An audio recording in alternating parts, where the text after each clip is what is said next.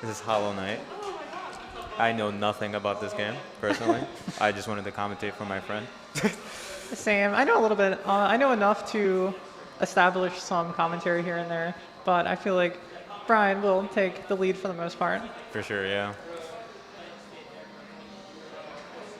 Yeah, I'm Reed.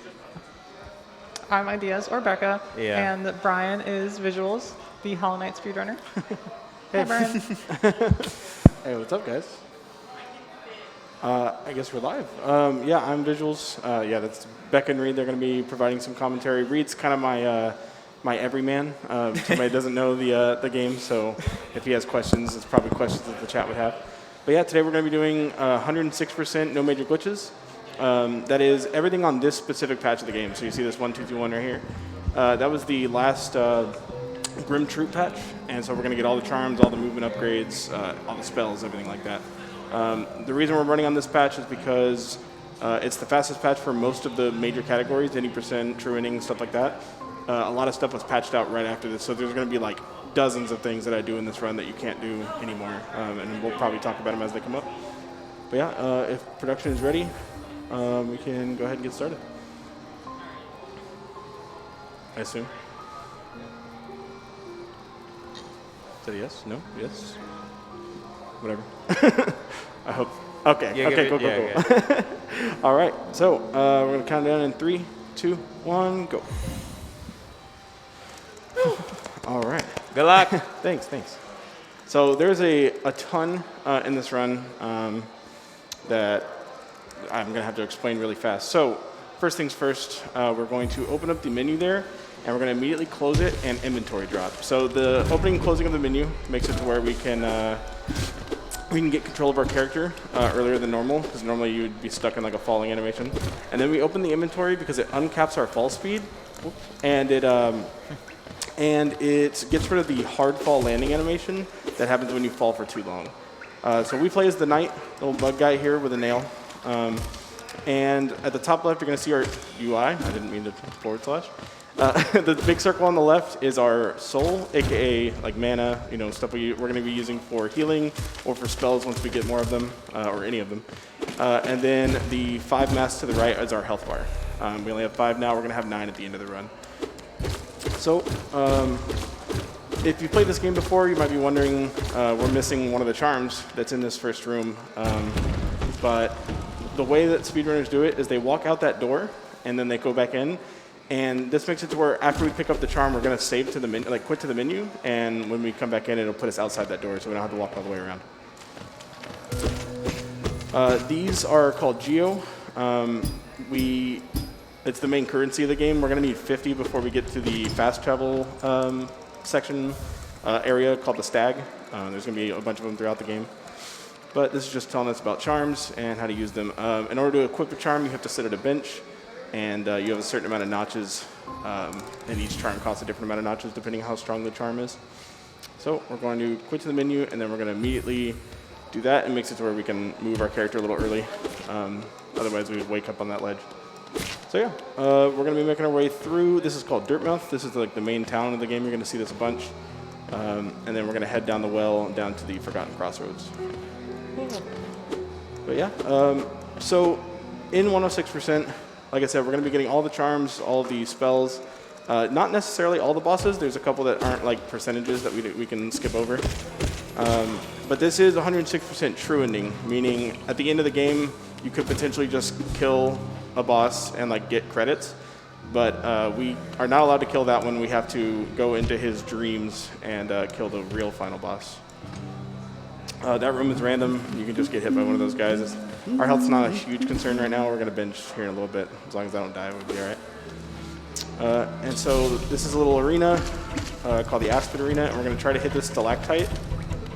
Oh, they spawned so late. Okay. Well, we were going to make it hit both of them, and it was going to kill both, and it was going to look cool. But unfortunately, they spawned as late as they could spawn. Unfortunate, but it's fine.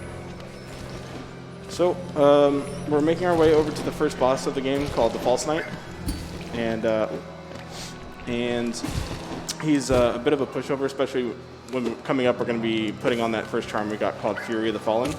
Fury of the Fallen makes it to where your nail does more damage when you're at 1 health. And right now our nail does 5 damage. And with Fury of the Fallen, it makes it do 9. I'm pretty sure it's like 8.75, but it rounds to 9. And this guy doesn't have like any attacks that like are gonna surprise us or anything, so it'd be pretty easy to just bully him around with 1 health. So yeah, this is one of the stags. It's a fast travel station. We're gonna open that for later.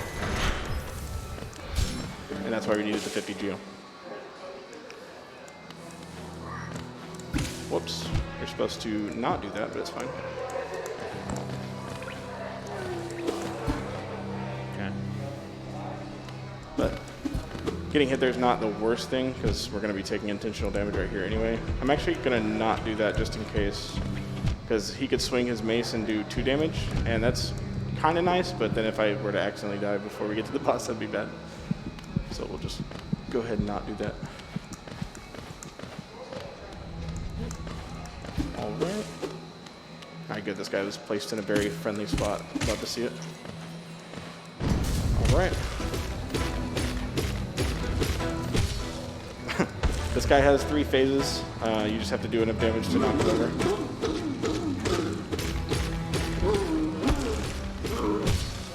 There's phase 2.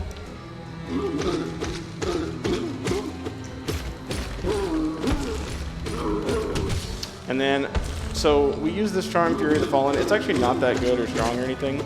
We're gonna use, normally in like world record attempts, we do it on, we use it on 3 bosses.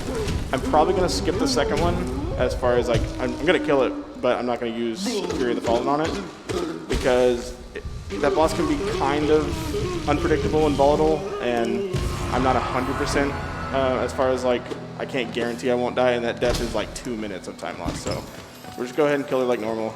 If I end up at 1 health before I get there, then I'll just continue and we'll kill her with 1 health, but I'm not gonna intentionally get down to 1 health like I normally would.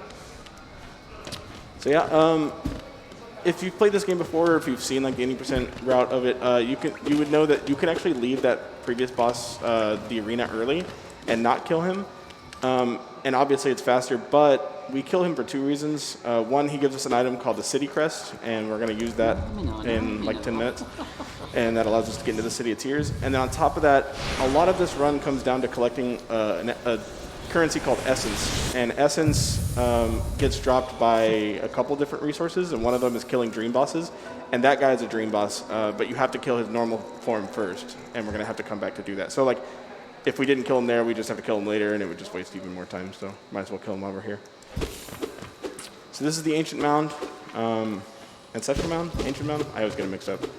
And at the end of this area is a thing called a Balder. And a Balder you can't hit with your nail, you can only hit with the newly acquired Fireball that he just gave us. It's called Vengeful Spirit, but everyone calls it Fireball. And that does 15 damage as opposed to our 5 damage nail. But our soul meter at the top left is kind of a 1 through 100, and every nail hit gives you 11, and every spell costs 33. So every spell and heal costs 33. So like we need 4 fireballs to kill him, but our full soul only does 3 fireballs, so we have to wait for him to spit out one of those things that we can hit 3 times. But yeah, hitting things with the nail does give us 11 until you put on this charm, which makes it give you 14. And if you notice there, we only had 3 notches, but these 2 charms together cost 4 notches. And that's why we did a thing called overcharming, where you try to put it in 4 or 5 times, and it lets you put it in there, but you see like the little purple graphic behind my health. That means we're overcharmed and we're going to take double damage. So we get the benefit of both charms, but now we're taking 2 hits for every hit we take. So we're going to come back through this room, and there's another Balder coming up, but this one we don't have to hit with 4 fireballs. There's actually a minor glitch that we can use where we're going to activate him and then walk off screen here and shoot a fireball, and it actually hits 4 times, and he just dies immediately. Oh, God. And it's pretty nice. That's followed up right here by a fireball skip. And we're going to do 3 of those. That's the first one. That one actually only saves 3 seconds if you get it, but it's pretty nice. So essentially what you do is you jump and you turn around and fireball, and it kind of stops your falling, and it pushes you backwards, which allows you to like make jumps that you otherwise wouldn't be able to. It's kind of precise, and if I don't like turn around early enough, The first one is like, if you miss it, like I said, you lose 3 seconds. This next one coming up is actually like, we have to get it. So if I don't get it and I don't have enough soul, I'm gonna have to come back into this room and like hit these birds right here and get soul to try it again. There's another way you can do it by pogoing off of a mosquito that's below us, but I don't want to have to do that. I'm gonna just get it first try, that's cool too. Nice. Thank you, thank you. So we're gonna do one more. This one, I think it says 10 seconds if I remember right. I'm not 100% sure, but they're not too difficult if you play the game for a while. But we're gonna do it right here. And there we go. 3 for 3. Easy. Yeah. So like I said, coming up, we're gonna be fighting a boss called Hornet, and she's a main like character of the game. And in like world record attempts and everything, we would be at 1 health to kill her like really, really quickly. But she can just do some unpredictable stuff, and I don't want to deal with that. So we'll stay at full health. And oh, that's unfortunate. Normally that guy dies with 1 nail hit and 3 fireballs, but I swung too early, so he blocked it.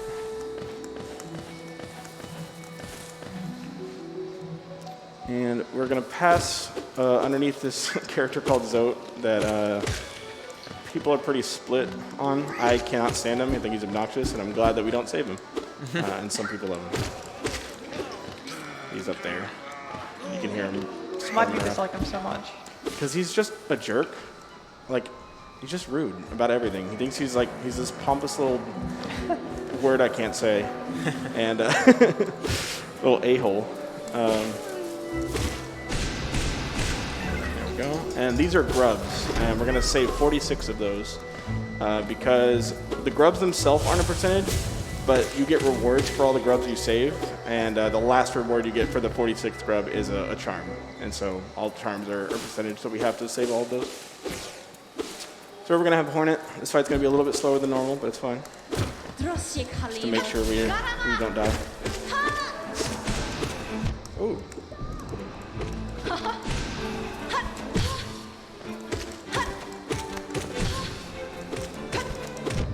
Okay. Should be alright. Alright. Well, it's a good thing I was at full health, because I got hit twice. That would have been bad.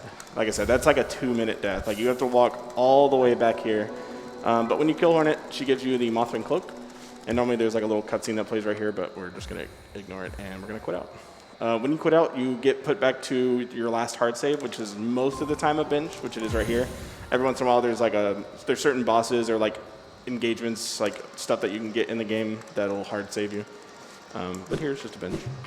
And she gives us the Mothwing Cloak. The Mothwing Cloak is the dash, and now we're going to make our way over to the wall jump. And I think these 2 abilities really, like, there's some people that think that this game should have started with these 2 abilities, because it really makes the movement like open up once you get them. But just makes the replayability of the game slightly lower, I guess. People don't like walking around. All right, so now we're gonna make our way into the fungal wastes here.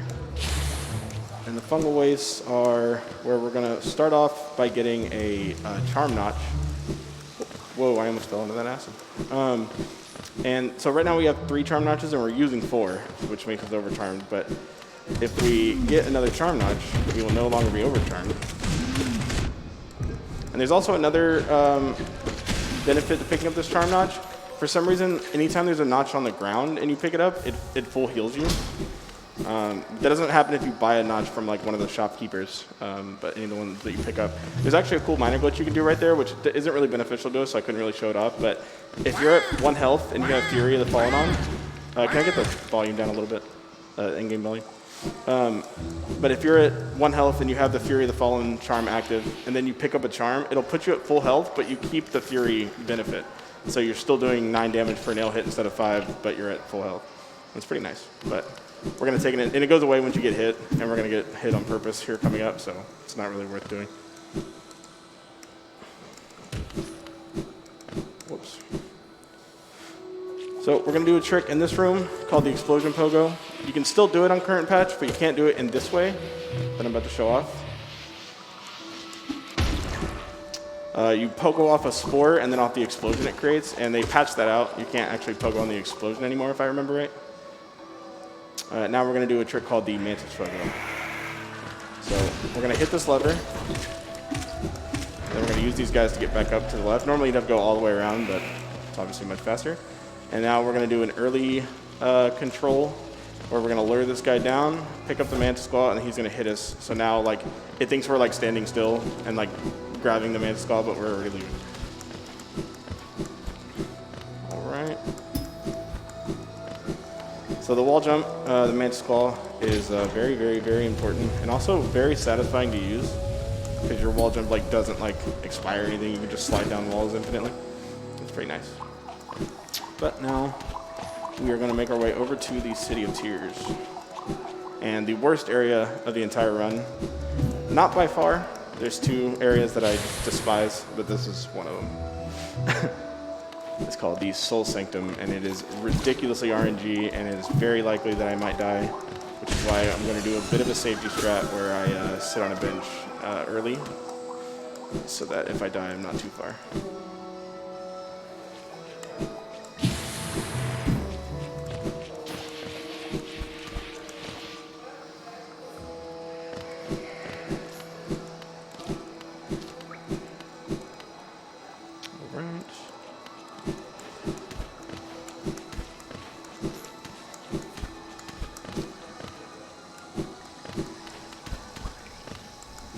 So, that city crest that we picked up earlier from the False Knight, we're going to put it in here. And it's going to allow this door to open. It shuts behind us, but it doesn't really matter. We're going to leave a different way anyway. So.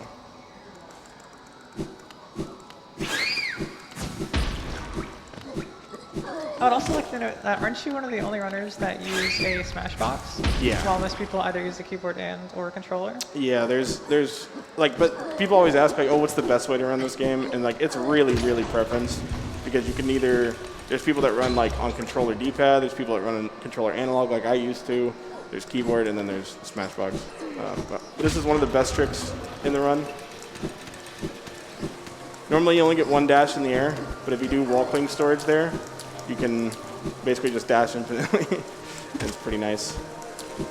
There's a lot of wall cling storage in this game where you dash at a wall as it goes away, and you keep your dash like speed, and it thinks you're like attached to a wall. That's why like the knight looks like he's like holding on to something. Oh, that's unfortunate. It's fine. Was that RNG? Sort of. It's an RNG what he does, but you can get around like regardless of which one he does. Velmi on Helma Delica. And I just jumped too early. But it's fine. Like I said, normally like getting hit here would be really bad, but like we are gonna bench earlier than like in a PB attempt or whatever because this area is ridiculous. These guys can just like, there can be nothing in front of you and you can hit the dash button and then they teleport into your dash and it's pretty rude.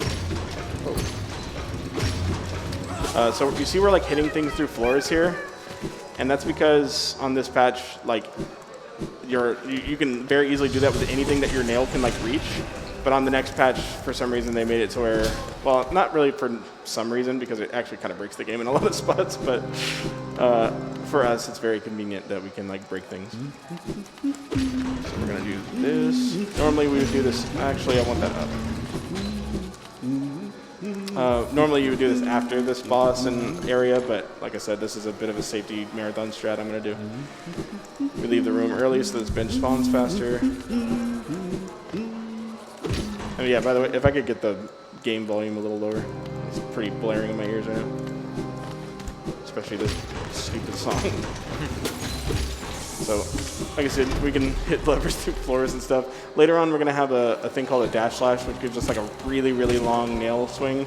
And that can be used in like a lot of spots to get to things early and hit things through walls.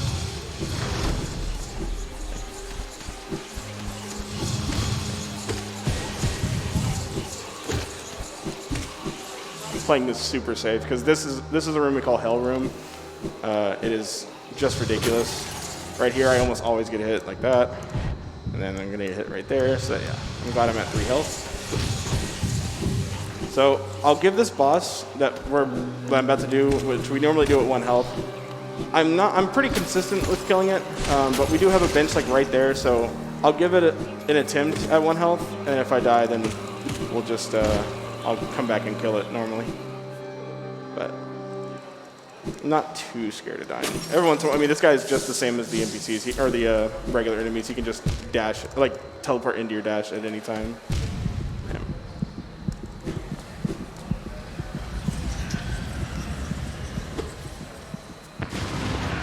This is the Soul Master.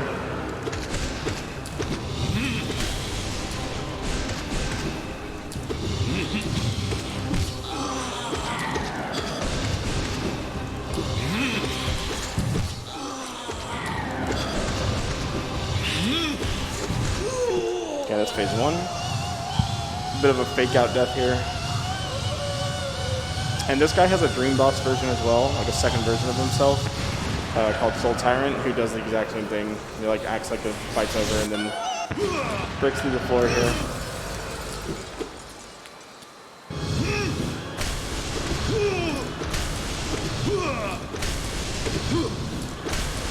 Ooh, perfect RNG. That was 100% perfect. Like, if he just does 3 dives and then immediately spawns so I can fireball him, it's like everything you want. So yeah, he's gonna give us our second spell called the Desolate Dive. It's a downward spell that a lot of people don't even know you can use for damage. They think it's just for like exploring the world and you can go through like breakable floors. But it's actually pretty useful for damage, especially when we get the upgraded version, because it does 88 damage once we have the Shaman Stone on. And it gives you a ton of iframes. They actually nerfed the amount of iframes that it gives you in later patches, but in this one you can literally chain them like infinitely and just always be like invincible, as long as you have enough soul to keep casting it.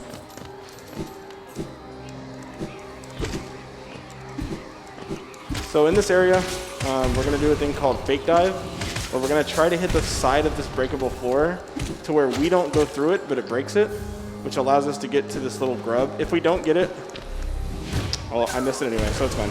We'll just get that later.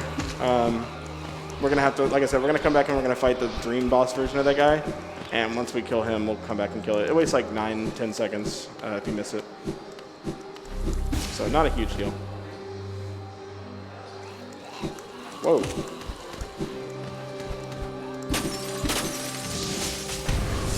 So this is a pretty spooky area, but I'm actually at pretty high health for here. Like having 4 health still is like, puts this next room, getting through it at like a 95% chance.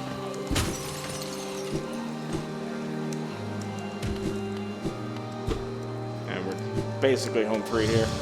I could get hit like 2 or 3 times, but almost impossible for it to hit me 4 times, so we're good. That's one of the biggest areas I was worried about. That's like 90% of my resets.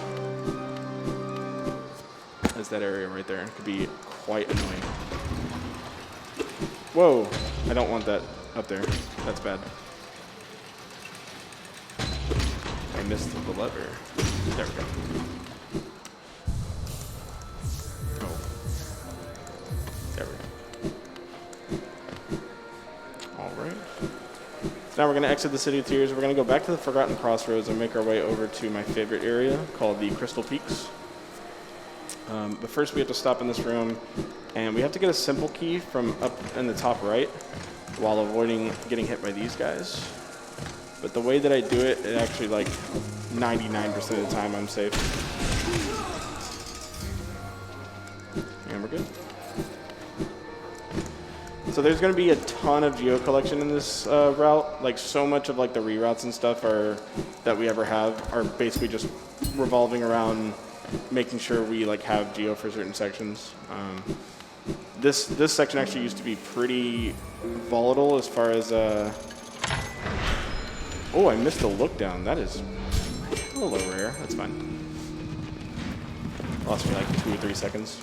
This is the stag in our stag station, and we're gonna teleport back over to the stag station we opened in the very beginning.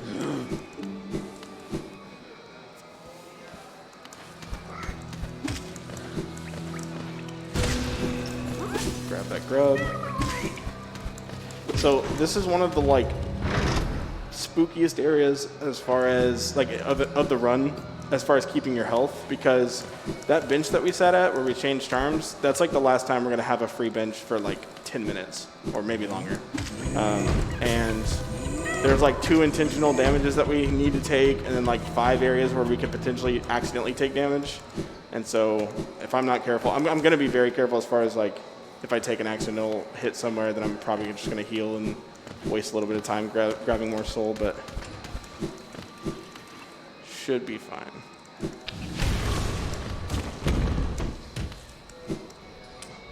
Right, so this is the Crystal Peaks. I think it's pretty cool. A lot of people casually hate this area, but it's really cycle-based. But they did buff one of the enemies that makes them like ridiculously annoying. And that's a trick called Pogax. Saves like 2 seconds. And normally you'd have to go all the way through that like spike gauntlet, but like I said, we can hit things through walls. It's actually exclusive to this patch. You can't do it on any other patch before or after. Gonna break that for later. See if we can get God Pixel. Oh, it's too far right. There's actually a very, very, very tiny gap, like just exactly the size of your hitbox in between those bugs and the laser that they shoot. And you can jump in between it and not take damage, but missed it there. It's fine. And what we just grabbed is called the Shopkeeper's Key. There's an NPC that we actually haven't talked to yet. We're about to here in a couple minutes, named Sly, who has a shop up in Dirtmouth. And he normally has like, I don't know, 10 or 11 items or something. But that Shopkeeper's Key unlocks like the rest of his inventory. And he has like 18 items or something. But we're going to need that later. And so we're going to make our way through this little gauntlet. There's a way to do this where you take damage on purpose and it saves like a second. But obviously we're going to be safe and do it the damageless way.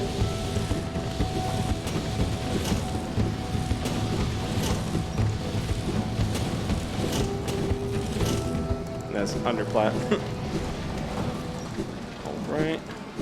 And this is the Crystal Dash, aka the C Dash, aka the Super Dash, whatever you want to call it. It makes it to where you can charge from either the ground or a wall, and you can fly in a horizontal direction like that. It allows you to make, like, you know, traverse like big gaps and whatnot. And anytime where we can utilize it, it's also obviously very fast, so try to use it as much as possible. Whoa.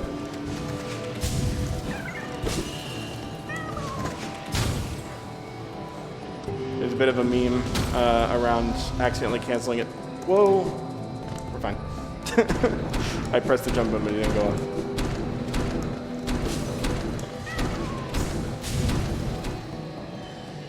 This guy can be to the left or right, depending on RNG. So if he's over to the left, you just gotta react.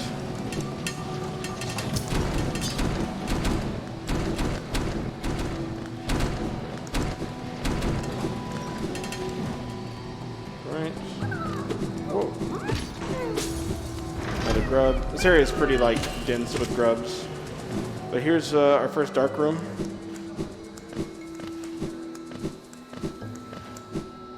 Whoa, we're saved. We're saved. It's fine. Isn't there an item that usually makes it so that you can see in the dark rooms? Yeah. And you guys just do it like in the dark, Yeah. obviously knowing like the platforming. So there's a Lumify lantern, but yeah, it lights up that room. The reason we're gonna get it because we have to get it. Oh my! Whoa, how many failed C dashes am I gonna have?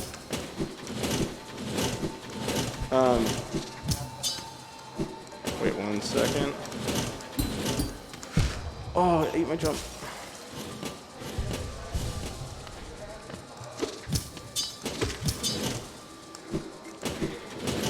We'll just go around, it's fine. I got the pogo, but didn't jump off the wall. Sorry. So yeah, there's a couple of dark rooms that we're gonna go through, but there's also a dream warrior that's locked behind. It's in a dark room, and we can't actually engage with it or fight the dream warrior at all if we don't have the lantern. So we're gonna have to get it eventually, but it's 1,800 geo, so it's really expensive. So until we get a lot of geo really quickly later, it's just a waste to buy it this early. It only makes 2 rooms dark, and we can go through them without much trouble. There's easier ways to do that room and the next one, the next like dark room that we go through, but obviously I'm going to do the hard, fast version. And so this is where you get the Dream Nail. The Dream Nail is probably the most important item in the game because you physically can't beat the game without it. The 3 little masks at the top, and at the top these little pillars, they're called the Dreamers. They're about to pop up right here. And in order to unlock the final area of the game to fight the final boss, you have to go and destroy all 3 of those masks. And you can't interact with them until you have the Dream Nail. So this is like literally you can't beat the game without this item. I'll probably play it safe here. I don't like that I'm at 2 health, but there's a soul totem I can grab that will lose a little bit of time, but there's an enemy coming up in this area called the Crypts that can do 2 damage if you mess up and get hit. Oh my god. I swear there's an extra half a second of C-dash charging. Oh, that is very unfortunate. It's fine. It's like 5 seconds.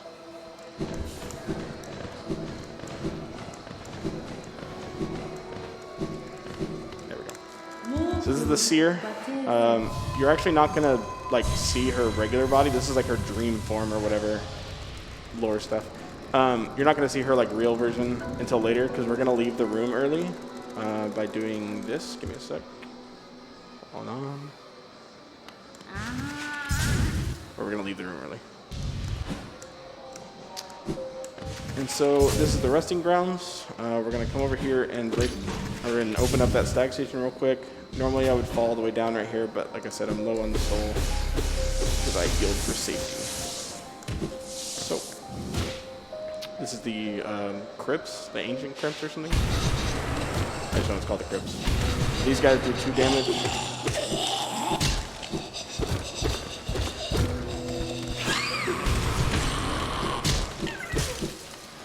Those guys up top actually also do 2 damage. And we're gonna pop over here real quick just to get this charm.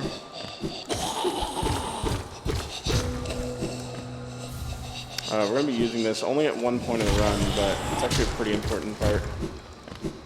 It just costs a lot of notches, so we don't use it very often. I think it costs 4. Alright.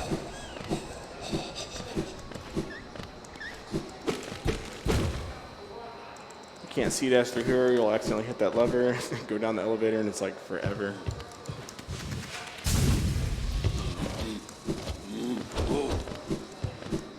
That guy also does 2 damage.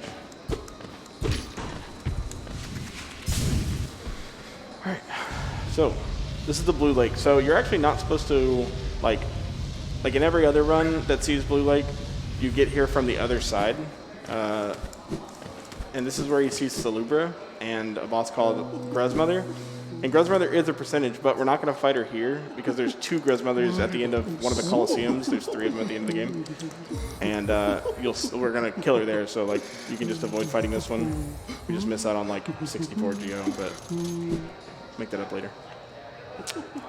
So I just bought the charm called the Shaman Stone, which is the best charm in the game. It's used on like every speedrun because it makes your spells do more damage and have a bigger hitbox. And spells in this game, I haven't really talked about them that much, but they are just ridiculously strong. They actually are used over the nail in like every scenario. Like every charm build that we have throughout the rest of the run is designed around like doing as much spell damage as possible. Because like I said, our nail does 5 damage, and right now our fireball does 15. But once we put on Shaman Stone, it does 20, and then once we get the upgraded version, it does 40. So it's just like it spirals really fast. And later on, we're going to get a charm that is just ridiculously broken and makes our fireball do 112 damage to the point where it was nerfed after this patch as well because it's just so strong. It breaks like half the bosses in the game. There's a lot of bosses that we can just like cast Fluke twice and it just dies. Right. So we're in the end of the section where we had to like be careful about our health, so we're fine now. This is Sly. He has a shop. We can't afford everything he has now, but we just want the key for now, and we'll come back. A lot of that stuff is percentages that we're going to have to get. So we're going to quit back to the menu. All right. Now we're going to put on the best charm, the Shaman Stone. So now our fireball does 20 damage. Our D-Dark, the downward spell that we upgraded, the void version of it, it does 88. So we're going to try to use it on this guy. But there's kind of a caveat to this fight where we want to end it with one of these flying guys alive. If we can do that, get up there. Nope. Okay, don't die. We're fine. There we go. All right, yeah. We wanted to keep him alive for this reason right here. I'm going to heal once just because we're waiting on him anyway. So you're going to lure him up here. You can't do this after this patch also. Like I said, it's going to become a theme where this is what upgrades our fireball to do the 40 damage version. But we can use him to kind of hit us out of that. So we're supposed to be like standing still waiting for this, but we can just leave. So now we have 2 of the 4 spells, or sorry, 2 of the 3 spells in their upgraded versions. We're not going to get the last one for a while, and then we're not going to get the upgraded version of the last one until like right before the end of the run. We barely use it, if at all.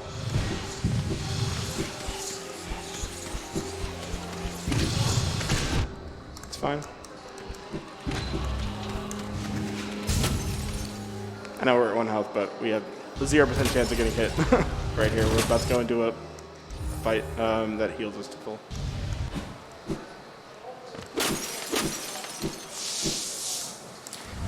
So this fight is the bane of my existence in world record attempts. It's really, really random and can waste anywhere up to like 30 seconds if you just get a really bad pattern.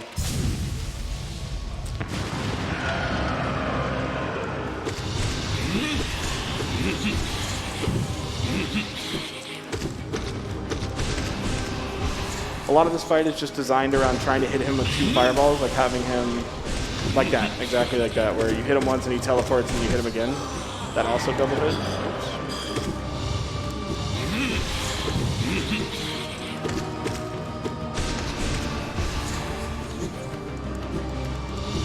You want to try like not to chase him because he'll just teleport away if you like dash too many times toward him. So if you ever see me just like standing there, it's because I'm waiting for him to decide to come to me. There we go.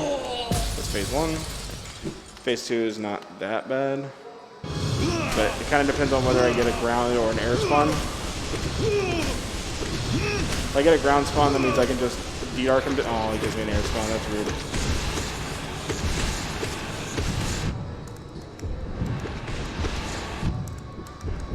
There we go. And that's Soul Tyrant. I have to just make sure that my health isn't at 1 right here, because that grub that we missed earlier by not getting the fake dive, we're going to have to go back and get that now. And there's like an enemy that can sometimes just be 100% your way. So if I have to damage tank past him, I will. Okay.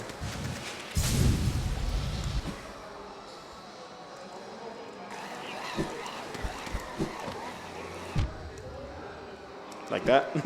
That's exactly why I didn't want to be at 1 health. All right, now we're done with this horrible area. We can finally never come back. Finally. I don't know. I still think the spider area is going to be worse. No, the hive, the bee area, is the worst. That is because Worst to look at. Okay, well, yeah, the hive is actually really nice and aesthetically pleasing, but it's horrible to run because this area that we just went through, the Soul Sanctum, it shows up twice in the first 30 minutes, but at least it's in the first 30 minutes, whereas the hive is like near the 2-hour mark, and it can just kill your run. So having like a god run in there is hella annoying. But we're gonna make our way to, so I used to hate it's called Deep Nest, the one you're talking about, the spider area. I used to hate Deep Nest. I still don't like it, but like it doesn't bother me as much. This is the area that actually bothers me. It's called Royal Waterways, and it's just disgusting, and I can't stand the sounds that all the bugs make. Not fun.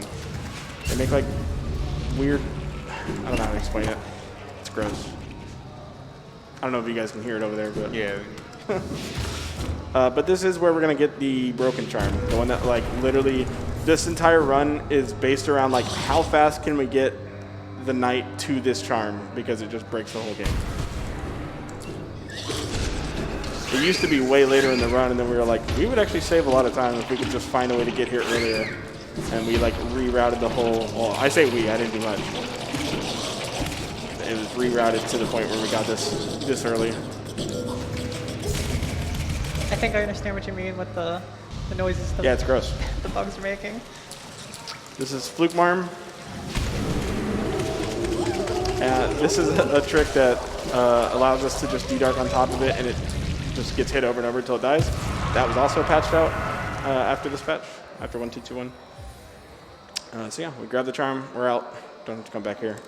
We'll have to come back to the waterways like once later, but very briefly.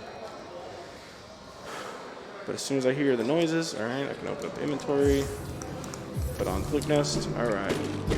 So you're gonna get to see the benefits of this charm very early. Because we're gonna fight a boss called the Dung Defender.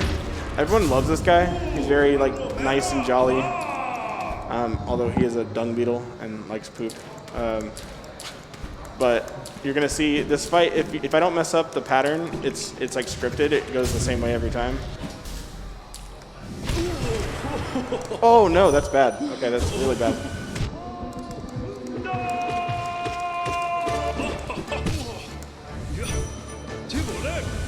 Wait, we might be all right. What? We're not all right. We are not all right. Oh, that's so annoying.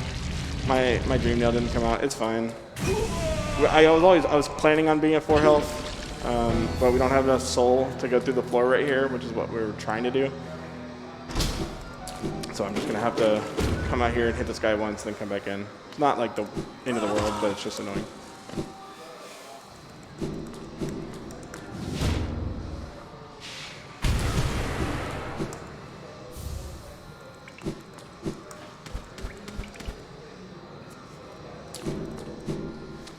All right, now we have to pull off a trick called Spike Tunnel Skip. And this one can be scary, and especially when you mess it up like that. There we go. Whew. So I'll probably play this area as like safe as possible because this can just go so poorly so quickly. There's like a faster way to do it where you like take intentional damage, but I'm probably not going to do either of them just because dying here can be really bad. Okay, we got that. I hope I'm not too high. I don't think I am. No, I'm fine. Oh, unless I just don't jump. That's cool too. We're still fine, but less fine than I would like to be. I'm playing ridiculously safe. I don't feel like dying here.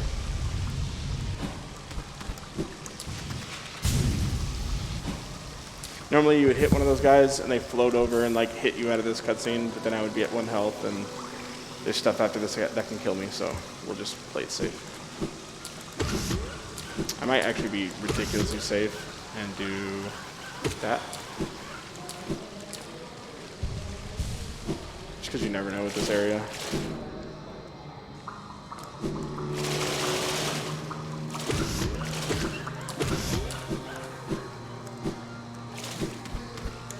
It's possible to get hit in this room that I'm about to go into 2 or maybe even 3 times, depending on how unlucky you can get.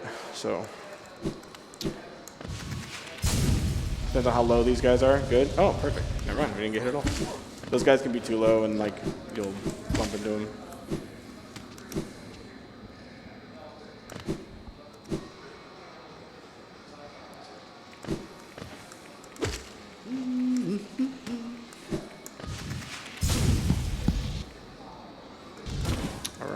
So we're going to do the same thing with this that we do with a couple benches, where you open it and then leave the room and then come back and it's like the animation's done. It's probably barely faster RTA, but obviously our runs are in-game time, so.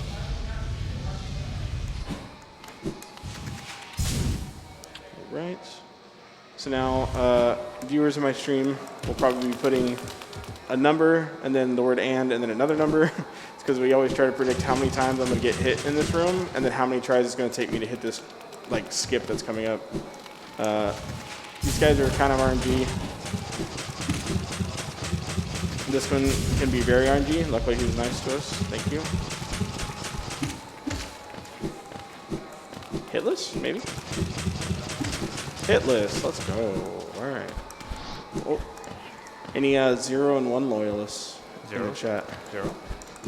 Oh, 0 and 1. Let's go. So right there we do a thing called a wall boost or dash cancel, whatever you want to call it. It's essentially just like you it's kind of hard to explain. You dash into a wall and then you jump at a certain timing, and it like allows you to kind of avoid jumping too high and like bonking your head on the ledge above you. But this is Broken Vessel.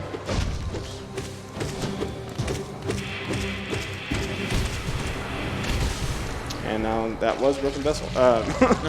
So, like I said, that guy actually has a surprising amount of health, and we're about to fight his dream version, which has even more health, but Flukeness is just way too strong. This entire next fight is just all about getting him to stagger, so hitting him, I think it's, 7 times, and then just walking on top of him, because when he's staggered, he doesn't have a hitbox, or hurtbox, whatever. And we can just shoot 3 flukes and he just dies. Or not like in the first time, but does a bunch of damage. Like that.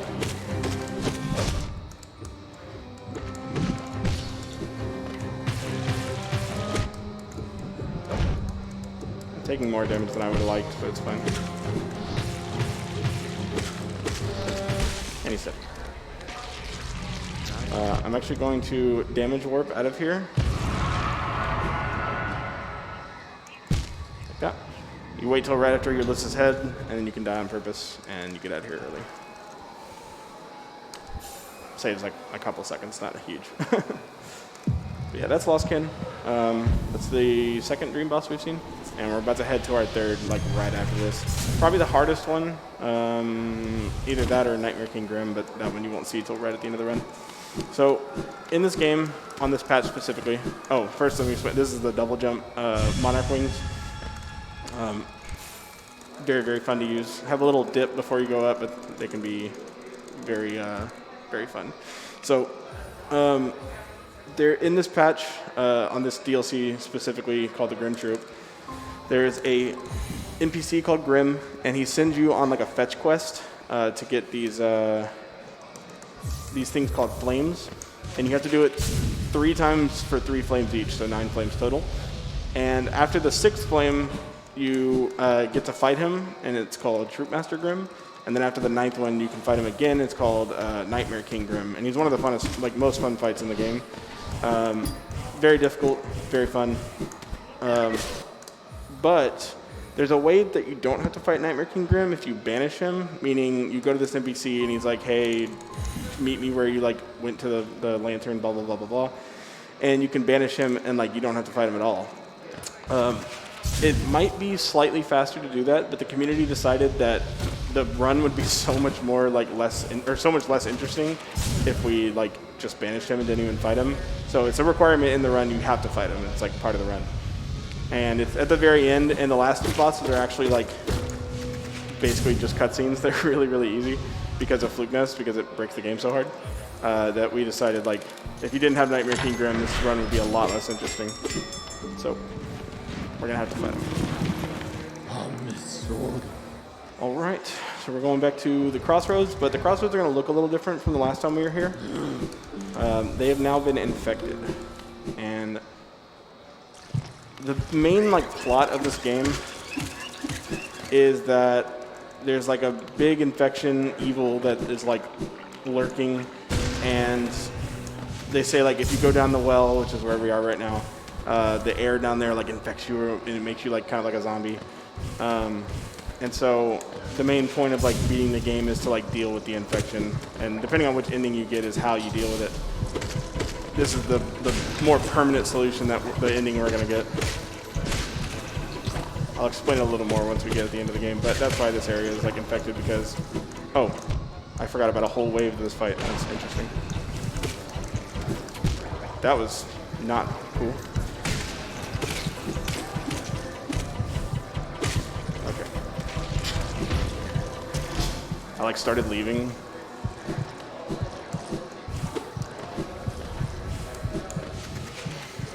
Oh my gosh.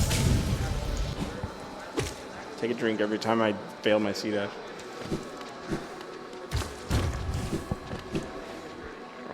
Hopefully this guy's not very inconveniently placed. That's fine.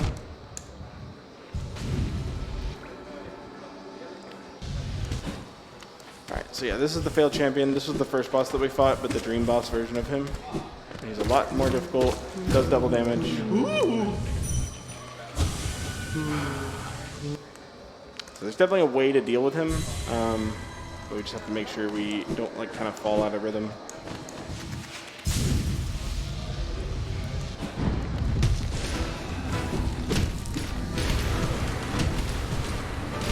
That's really bad. I mean, not like the worst, but just slow. My first fireball didn't double hit, and then my first dive didn't like fully hit, but it's fine.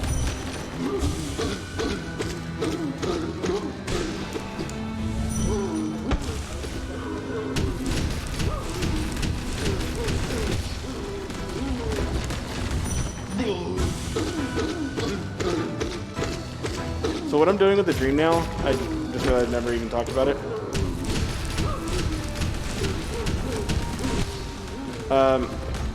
It has a couple functions. One of them is like interacting with the dreamers once we get to them. We haven't met any of them yet. Another one is if you use it on like an NPC, it'll allow you to like, well, if you use it on anything, it'll allow you to like read their thoughts. Unfortunately, they're on screen in Chinese, so unless you can read Chinese, you can't read them. But the main function that we use it for is if you hit a live enemy with it, it gives you 1/3 soul, which is super duper duper useful. But now we have 1,000 essence. We're going to need to collect 2,400 total. But first things first, we're about to head back to the seer, and you'll see why we're collecting essence, because she gives you like rewards for every like threshold of essence that you get. And this first one is the Dream Gate. Well, she gives us like 5 things, but we don't care about any of them but the last one, which is the Dream Gate. And it's another fast travel system where you can set a spot in the world and then teleport back to it. And it costs 1 essence, but like it's 1 essence. We'll be fine.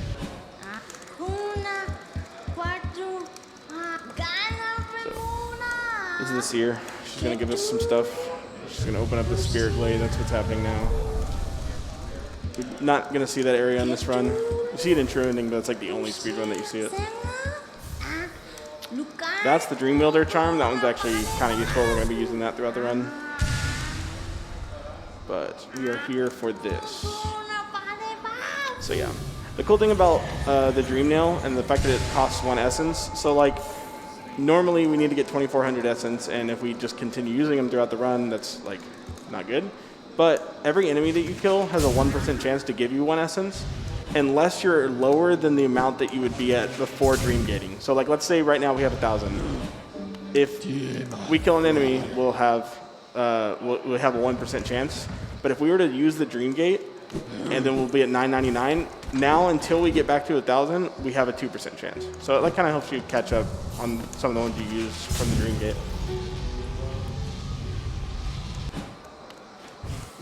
But we're going to go back to the beginning of the game.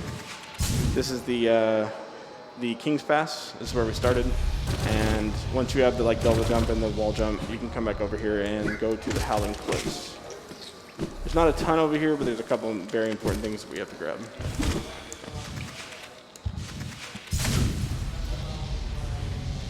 There's the start of the game right there.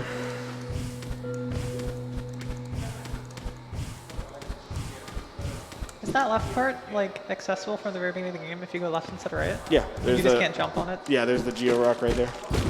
There's actually a video where he's like, oh, Metroidvanias, you gotta go left. If it's a good game, they'll hide something, and then there's the Geo Rock. And he's like, oh, they hid something. So we're gonna come in here and we're gonna see our first nail art. Nail arts are, they're like charged attacks with the nail. This one specifically is the Cyclone Slash, where if you charge it and then hold up or down and let go, you'll like spin around and hit on both sides of you. And it has a couple other properties that it doesn't really tell you about. One is the fact that you can spam the nail button after it starts to like make it go longer and do more hits. Another is that if you're in midair and you let go like a Cyclone Slash, you'll actually fall really fast. So it's like another way to fall quickly other than like inventory, or like other than using inventory. And yeah, Fluke is so broken that we're not even going to talk about that boss. That was a boss? Yeah. And so you'll see the Cyclone Slash there. And there's another cool thing we're going to do with Cyclone Slash right here, where we're going to float over to the right. It always looks really funny. But yeah, anywhere we can incorporate like fast falling with Cyclone Slash, we're going to try to do it. So when you kill Dream Warriors, you have to like Dream Nail them again to get the essence. We left that for when we came back. It's faster to do it as we leave.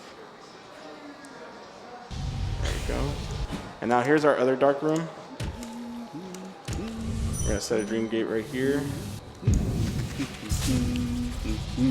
And this is the Joni's dark room. This room can go very poorly, very quickly, so I'm gonna concentrate for a second. That is exactly what I'm talking about. I didn't hold left long enough.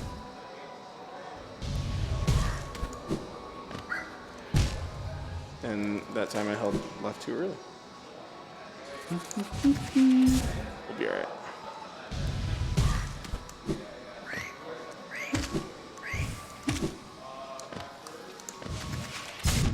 I knew that was gonna happen. Oh, that's bad. Okay.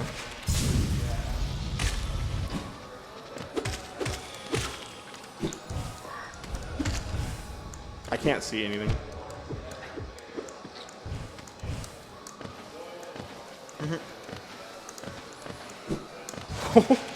He basically touched me. Yeah.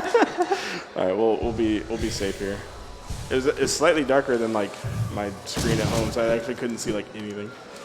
It's fine. We got Joni's, and I'll be safe and like Dream Nail an enemy, get some soul. So we're not supposed to be at like 0 soul here. Probably Dream Nail this tick here. Or I'm not waiting for him. No, I'm gonna get hit if I do that. Alright, that's fine. Don't need like full soul or anything.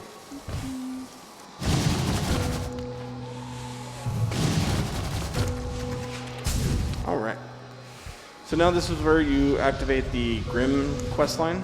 You Dream Nail this guy. We're gonna do a trick with the Cyclone Slash, where once you break this, you're supposed to like stand here and like watch a long cutscene.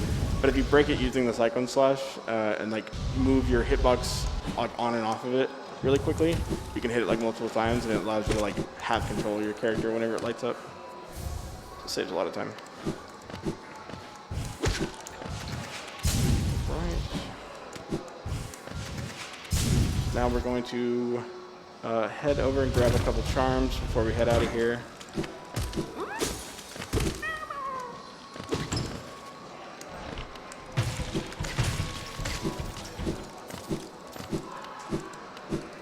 This is the boulder shell, not useful, but you know, we gotta get all of them.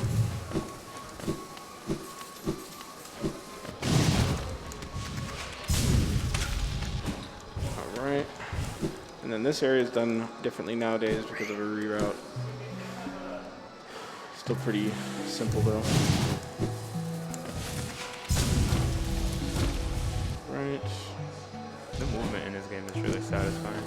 What's up? The movement in the game is really satisfying. Yeah, for sure. That's what like all of my favorite games have like really satisfying movement. So like this is definitely one of them. It's very quick. Oh. All right. And then, hey, look, it told us how to dash. That's where we fought Hornet at the beginning of the game. It's supposed to be like the place where it tells you how to dash, but obviously we've been gone for a long time. That just Yeah, he doesn't get to play the game. All right. This is where we're gonna grab Shape of Un, which is again another very useless charm. Wait for this monstrosity to make his grand entrance. Hello, sir. Can we have the charm? no. Thanks, bud. He just goes back into the water and just says no. All right. So now Now that we activated that lantern in the Howling Cliffs, Grimm's tent will be here, and we can go talk to him. Well, that's not that way. There's another tent to the left, but we'll never go into that one. That one's just to turn these 3 charms that are they're fragile into unbreakable, but it costs like 37,000 geo to do all 3 of them, and they're not a percentage, so thank God. This is Grimm. He's a vampire bat thing. Definitely the coolest character design in the game. And he gave us the Grim Child charm. So this charm we're gonna have to upgrade it 3 times before the end of this run, and we're gonna put it on immediately. We're gonna take off Fluke Nest. I know, taking off the best charm, but it's fine. And we are going to stag over. If I just can accidentally not press the start button. We're gonna go to the city storerooms, and we're gonna see our first Grimmkin. Grimmkins are enemies that you have to kill to get the flames for Grimm, and they're extremely annoying and random about what they can do. They kind of like, when they first spawn, they kind of mirror your height that you saw there. He like fell with me. So if they spawn above you and you try to like jump and fireball them, if you jump too early, they'll like go up with you, and like then your fireball will be too low, and it's really annoying. And depending on what move they do, sometimes you can hit them with 1 fireball and they'll immediately teleport away, so you have to wait for them to spawn again. It's the source of like a lot of my time lost in runs.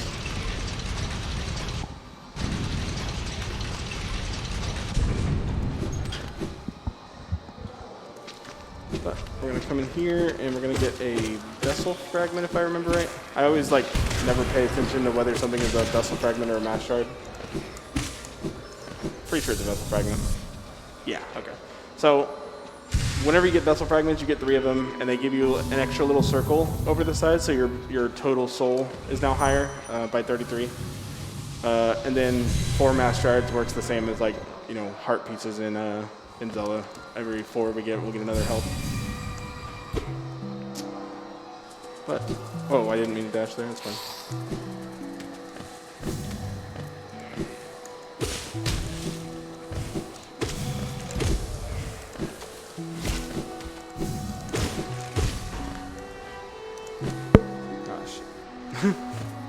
Alright, so we're going to set a Dream Gate here.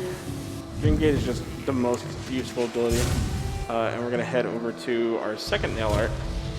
This one's slightly different. The first guy we went and met was named Mato. And there's Oro, Mato, and Shio. And Shio's the only one that's a little bit different, other than the fact that Oro is the only one that charges you money. The other 2 give it away for free. The Shio actually doesn't want to be a nail master anymore. He is done with that life. He doesn't want to be a warrior. He just wants to paint. And I respect it. He's a cool dude. But after a little bit of pestering, he agrees. All right, fine, I'll teach you a nail art. Just leave me alone. And Great Slash, it's just a charge. This one's the most basic. It's just it has a little bit more range than a normal nail, but it just does more damage. Still gives you the same amount of soul and everything. We don't use it too much. Use it every once in a while. We'll use it a lot in the Coliseum, actually. But that's not for a while.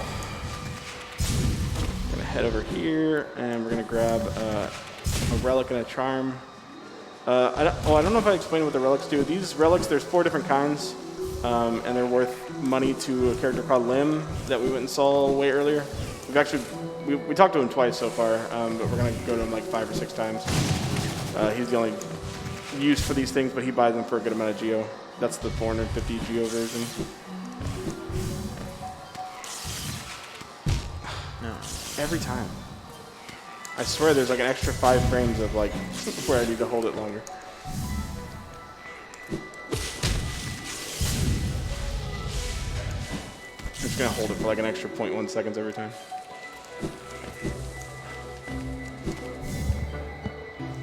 Alright, and now we have to kill another one of these Grimmkins, who can be ridiculously annoying. Yep, exactly like that. That's what you don't want to see. And then I have to wait. Yeah, that was worst case scenario. That was a really high spawn that I had to wait for because, like I said, if I jumped too early, he would just go up and I wouldn't be able to hit him.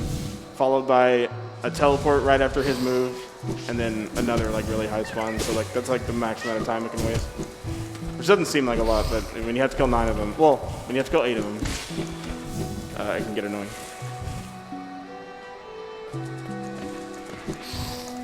I'm gonna grab this last grub over here. All right.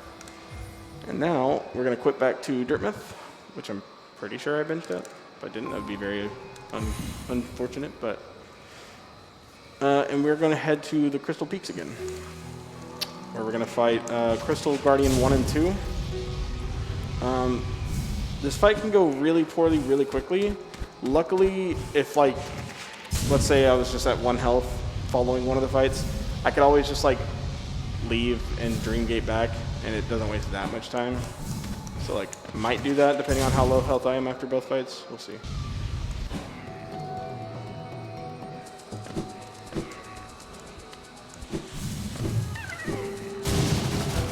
So that is a Mimic, meaning he's not actually a real grub. There's a couple of those throughout the game. We only broke that just for the soul that he gives us from hitting him. I'm going to kill another Grimkin here.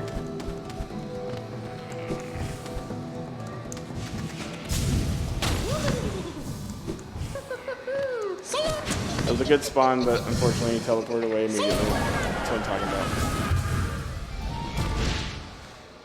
They can be just the most annoying enemies.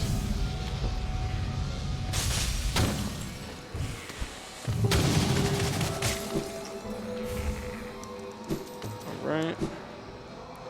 And we're going to set a Dream Gate here. We used to set this and then go down to a charm called Deep Focus, but there's a reroute now and we go up first. We're going to fight the Crystal Guardians.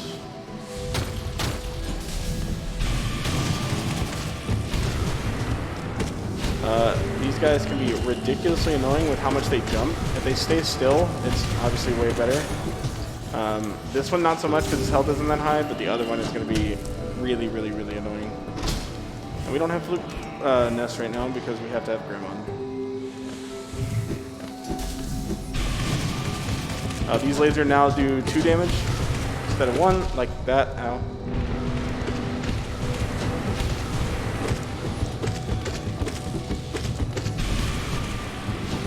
There we go. Okay. Get a quick mass fragment from him. That was our first mass fragment. I didn't even realize. Now we're gonna head out. Okay.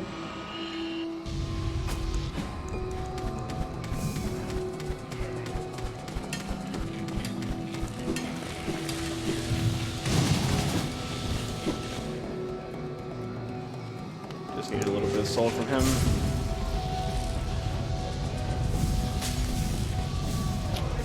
And we're gonna come over here and get a grub.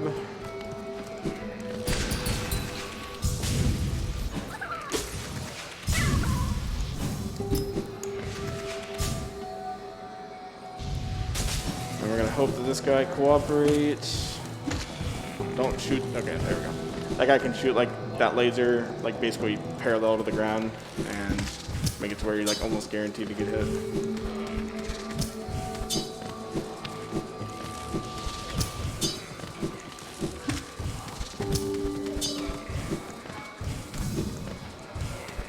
So this is what's called a Hollowness Crown. There's not much up here other than a Pale Ore. And Pale Ores are what are used to upgrade your nail to do more damage.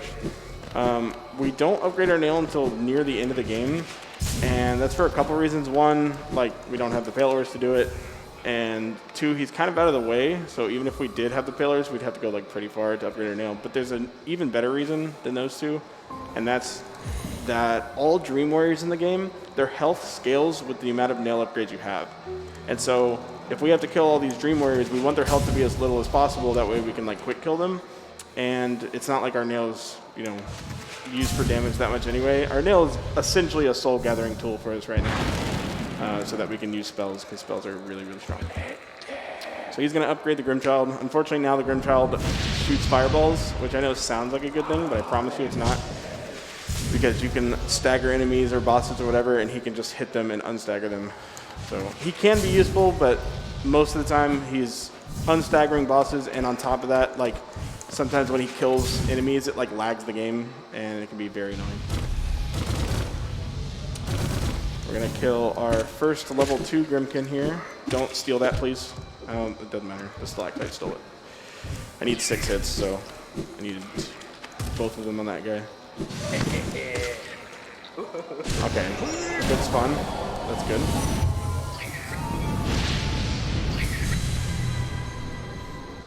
I'm not sure what the Grimchild was shooting at there, but he was angry at something. And now you're gonna, whoa. That's fine, sort of. We're gonna try to do a thing called Zaliant Cycle, where these things don't really have hitboxes in certain spots, like that. And you can just kind of dash right through. It looks precise, it's not that bad. All right, then we're gonna quit out here. And then Becca, I'm gonna place a bench under, or a Dream Gate under the bench, but then how many am I stagging? Where am I stagging, up, down? That was deep focus. That was 2. You're stacking 2. 2 up or down? Up. Okay, cool. Now, I do have 5,200 attempts in this category, but they keep changing their route over and over, so. I mean, a 3-hour run. 3-hour run is quite a long time. Yeah, I feel like yeah. you could forget some things. Oh, this is, okay, I know what I'm doing.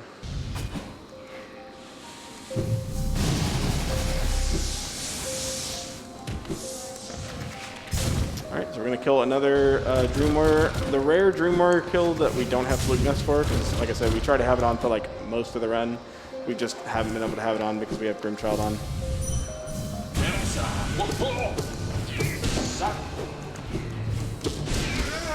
And not that it really matters, our Fireball still does a lot of damage.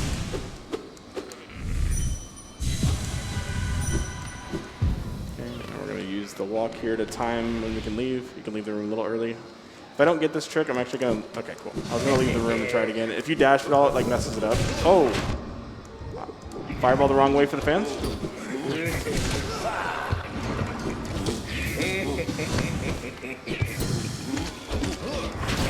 that's fine. It's kind of confusing when you're doing a wall cling storage like that, because I press left, but the game, if I press left, it actually makes me go faster to the right due to shenanigans that are kind of hard to explain. We just know it thought I was on a wall, so like I can't hold right. Right doesn't do anything. So I do a little gauntlet here. Luckily the fireball just does a ton of damage. Basically one-shots everything. And we'll get a vessel fragment here. There are 9 total vessel fragments and 16 total match shards. Gotta get all of them. What do the vessel fragments do? They increase the like amount of soul I can hold. So for every 3, I get an extra little bubble next to my main like soul circle you see on the left. Oh, okay. Oh, why did I? Yeah, I don't know why I charged. I don't need a nailer. All right. So now this is like coming up on one of the like 3 hardest, like scariest spots of the run. I'm gonna hope that I don't die here, but no guarantees. So we're overcharmed, meaning again we take double damage. We're about to fight a Grimkin who can be very random.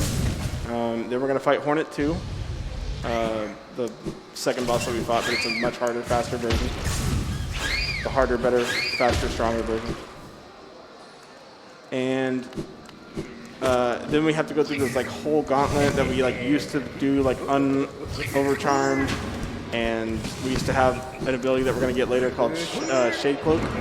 Okay, he was very nice.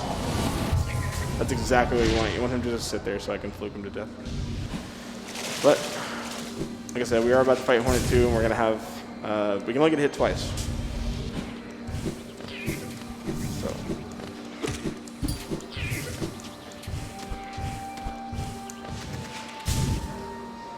In my last practice run, I died to her once, and then I died to the section after this twice, and it wasted a ton of time. It can just be really, really difficult.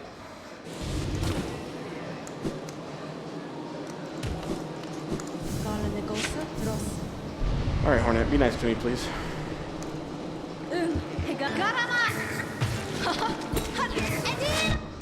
Know where I could go.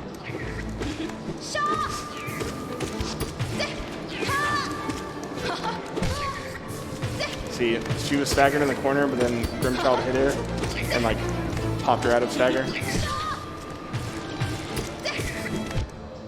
Okay, we're fine. Okay. I pressed the quick cast button and like nothing happened for a second. I was really scared she was gonna jump into me. First try. First try. Okay, so I actually have to pay a little bit of attention here because after this is an item called the King's Brand, and spoiler alert, this like cave around us is gonna like start crumbling, and Hornet's gonna save us, and we can actually get out of this like little cutscene where you slowly stand up. We can get out of it early, but if I do it incorrectly and don't press up at the right time, then I will soft lock later. So we have to make sure that we do this correctly. I did not do it correctly. That is so unfortunate. All right, it's fine. So that means it'll soft lock at a later time now. Yeah. I don't have the Grimchild right now, which is like the main point. So whenever I go back to Grim, I also don't have a UI, which is really fun. I think I pressed left too early right there. It's fine. I'm pretty sure I can just quit to the main menu whenever I bench in a little bit. It does make it to where I will now have to waste time gathering soul later, but whatever. Oh, I don't even need to hit him because I'm going to lose all my soul anyway. Whoops.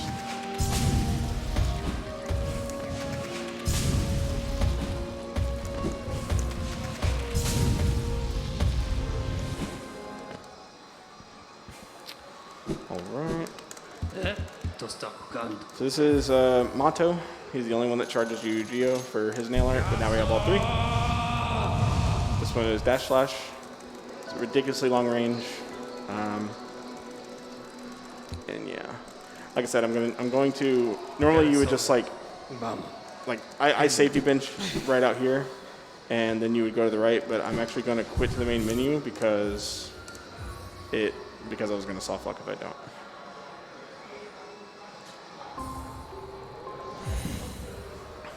Only waste a couple seconds. Not a big deal. All right. So now we're going to Cyclone Slash this totem here. All right. This area is ridiculously dangerous and annoying.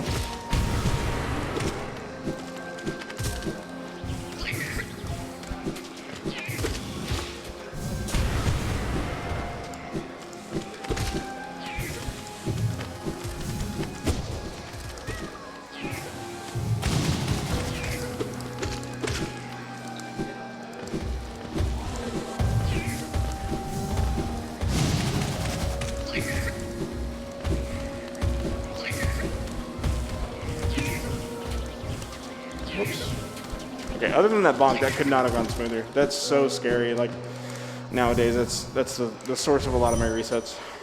So that and another area later in the waterways are probably the two scariest spots of the whole run. So unscathed. Bench. Then we're gonna go fight Grim for the first time. So Grim, every 25% of his health, so at 75, 50, 25, he goes into a balloon in the center of the room and you can't hit him.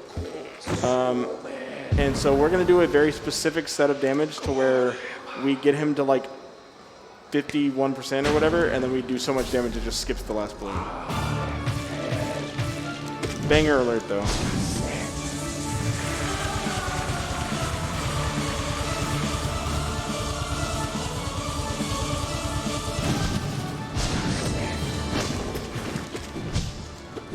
Oh, I missed. Okay, that's fine.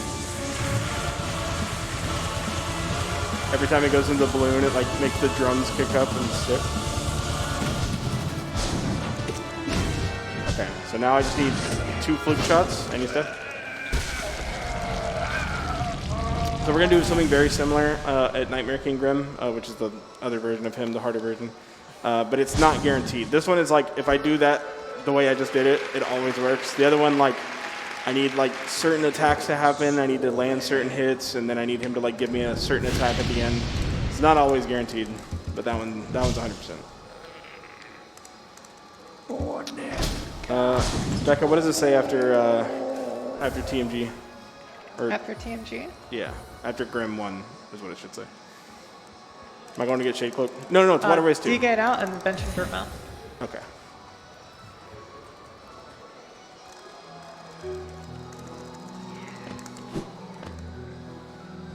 This is, no, it should be in Waterways 2 now. Right into that, right? Yeah, in the waterways and benching King Station. And I don't have to change terms anymore, we used to. Alright, so this is the other scariest spot. We are still overcharmed, and if, like normally in PB attempts, there's an enemy you have to kill at this long section that's pretty difficult that he does double damage already. He does 2, so if I get hit, I'm going to take 4. So if I remember not at full health, then he'll just one-shot me. So normally I wouldn't like slow down to heal or anything, but in this run I'm definitely going to, like, if I take damage, I'm going to do everything I can to get to full health. Just to be safe. Because this is also a pretty catastrophic death. It's not like any like dream gates I can go back to. But we're going to sell the limb first. Velmi Archer. Help Velmi Archer. Help Velmi Archer.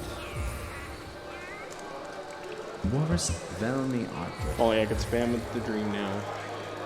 Velmi Helmedelka. Alright. So we're going to have to be careful with our health, like I said. There is an enemy that can be just placed in a spot that like is unavoidable damage. But if that happens, I'll just heal on purpose. So right here, they're called crumps, and that's exactly what I'm talking about. It's all good. I'm just gonna have to make sure that my health is at full for like this entire section, which is gonna be annoying. Oh well. This spot is way too volatile to like take chances on.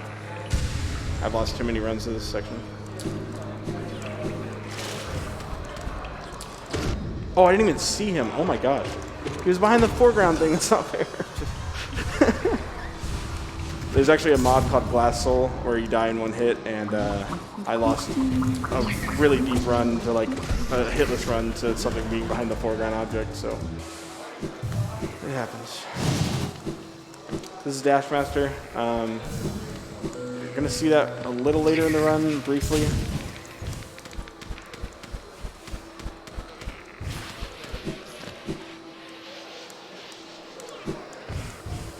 Really didn't want to get hit there, so I'm very glad that I was able to avoid those spikes. Probably like 70% on those.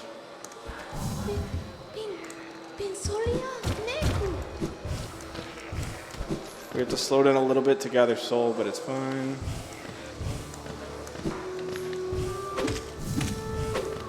Just gonna get like 2 hits on enemies where I normally get 1.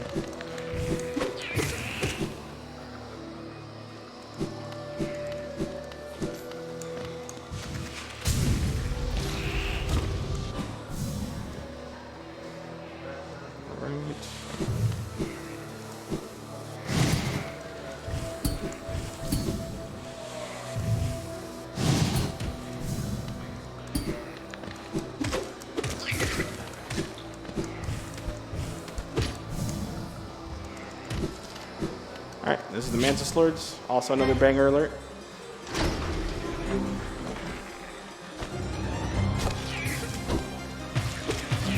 Oh, I missed that. That's unfortunate. I'm going to slow down to make sure I have enough soul to do this fight.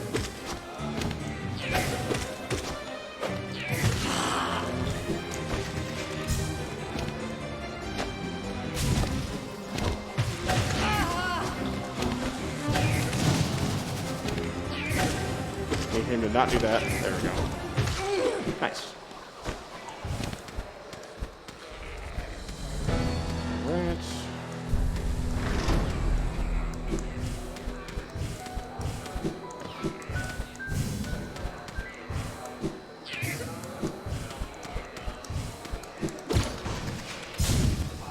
All right.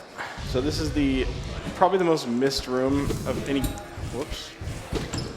Of any casual player. Because like once you beat the Mantis Lords, it lets you like get the rewards from this room, but people don't really like stop to realize that the Mantises, once you kill the Mantis Lords, the Mantises don't attack you anymore. And then the Mantis that like controls the lever for the door in this room like doesn't close that one right there. He doesn't close the door anymore because he's too busy bowing to you. They'll only attack you if you attack first like that. Sorry, bud. Just need some soul.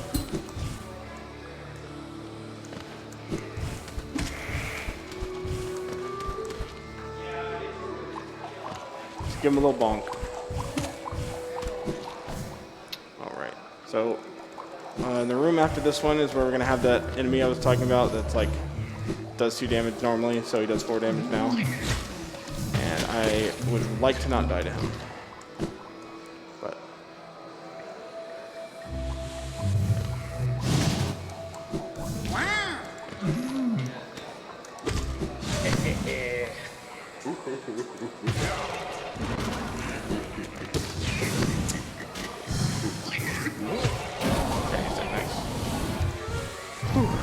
It's always scary. So we quit out of that.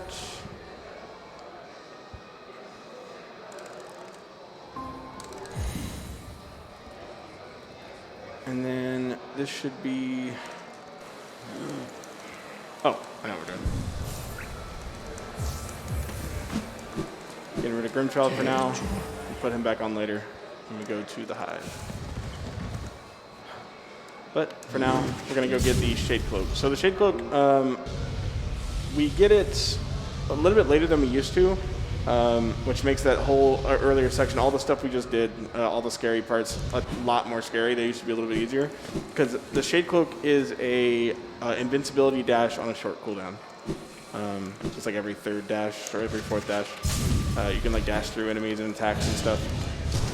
And so we get it a little bit later now, unfortunately, but sorry, we got through unscathed.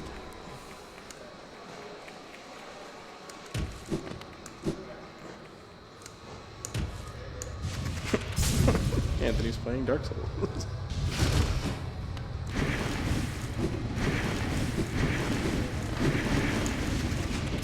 So in this area, there's like a big void lake that looks like that right below me. And you can't see that across it right now until you come up here and get past all these. They're called siblings for lore reasons that I won't go into right now. And it this lantern lighthouse, whatever, makes the lake calm down so you can go across it. It like shines the light on it. So, and then in this room we're gonna do a thing called it's called the Taiwanese quit out, because the Taiwanese runner found it without us even knowing and like submitted a run with it. But instead of like watching this whole cutscene, as soon as you touch the water, you can just quit and then come back in. And it obviously saves like 10 seconds of in-game time. I don't know how much it saves like RTA, if anything. But make sure you can do that, and then you can like hit Dream Now right here to get early control. And now we have the Shade Cloak.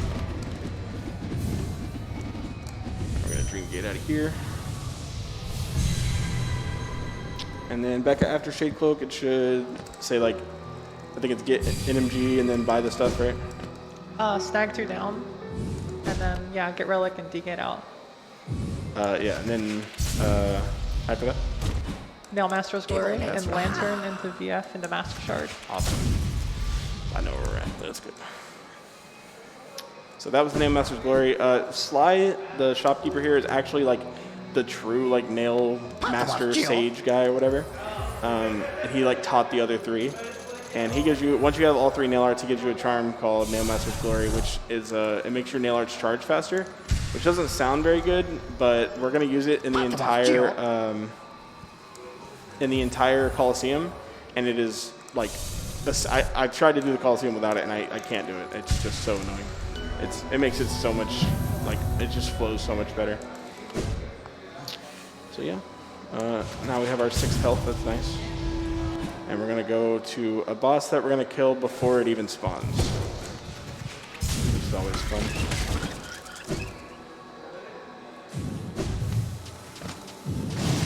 Also, if this room goes correctly, it always looks really cool to me. Oh, the other one didn't come over here, and then I didn't get the pattern. That's unfortunate. All right, well, it didn't look as cool.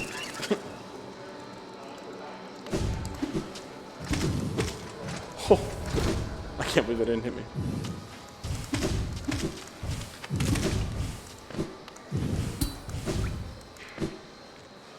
All right, so this is the Brooding Mullock, and if I do it incorrectly, you can like kind of soft lock here, so I'm just not going to do that. But essentially, you just make the flukes kind of rain down right there. And that boss is supposed to like jump from the foreground to the, or the background to the foreground, but the hitbox is already there, so you just kill it before it even spawns. All right.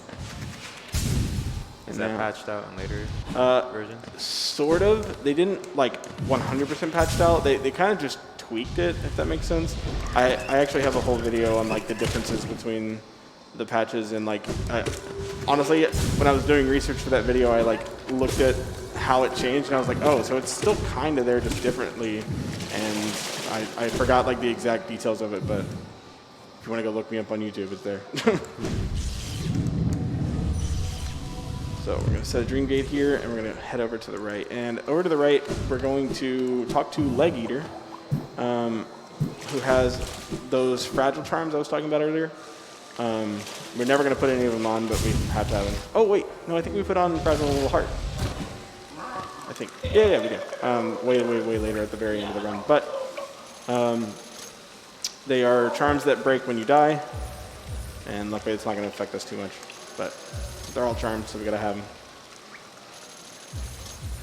And just to be safe here, I'll bench. I don't really have to, but might as well. So there's this Dream Warrior coming up named Elder who is ridiculously RNG, one of the biggest points of RNG in the True Ending run. But luckily, because we have Fluke Nest, he is gonna get obliterated in like 3 seconds, maybe faster.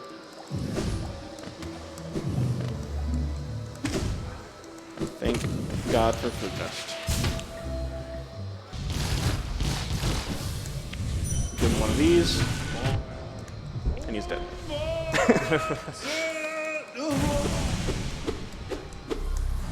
The bosses have. Oh, okay. So when you absorb Dream Warriors, you can press Dream Nail again, and if you press it at the right timing, it like. You start a Dream Nail, it cancels that like frozen in place animation. Unfortunately, I missed it, so I was stuck just sitting there waiting for that to be done. There's a couple other that like I'll get to show you like what it looks like whenever you use the Dream Nail to get out of that. But we're gonna grab this grub up here.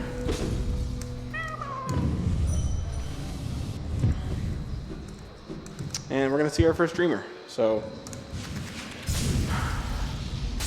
This is the Teacher's Archives, where you're going to find the most RNG boss like in the game, named Umu, who is universally hated, unless your name is Wonky.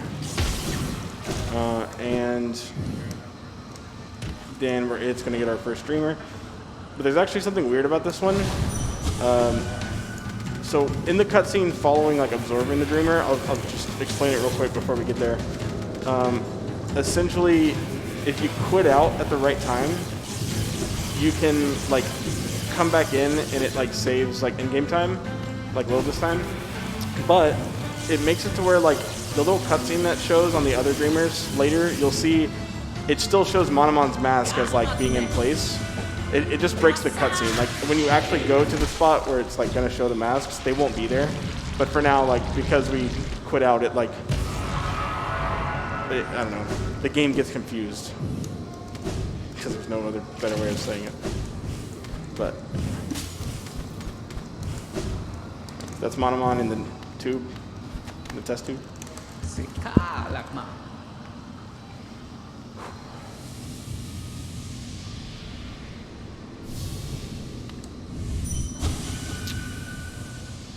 So yeah, you won't see it till later because obviously I'm gonna skip the cutscene by quitting out. But whoa.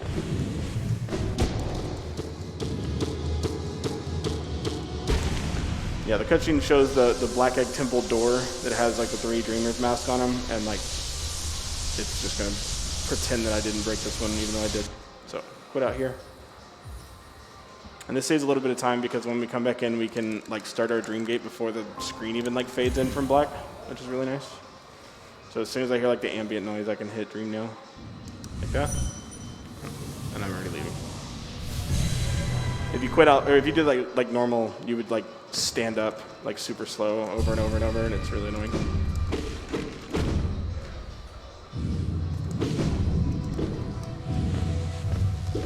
we're gonna head down right here. It doesn't matter.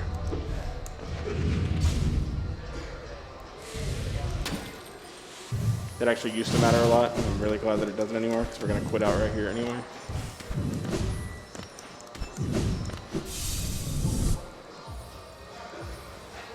Just doing a lot of cutscene skipping right here. It's probably might actually be slower RTA, but it's faster for, you know, in game time.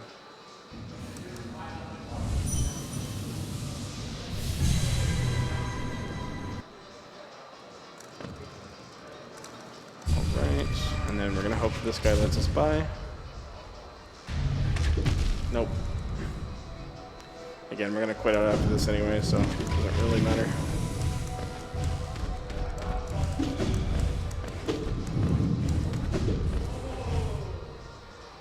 Just gotta make sure we get two 2 hits worth of soul. This is another boss that's just an absolute nightmare on true ending, which is my other category that I run. And with Fluke Nest, it is ridiculously easy. Just 2 fluke shots. And luckily, this boss like can teleport, and every time you hit it with a physical attack, what the? Where was it? Wait, it was just like invisible. Okay.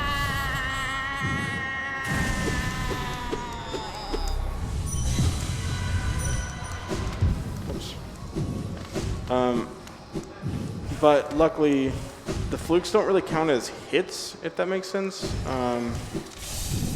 Oh, I didn't set my dream gate. That's fine.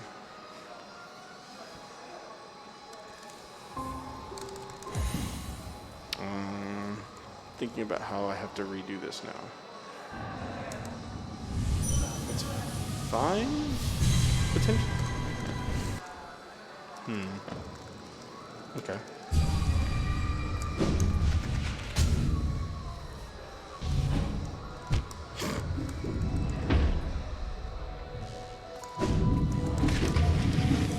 What does that mean now that you didn't set the dream gate? It just means that I have to waste this time climbing back up here, and I have to.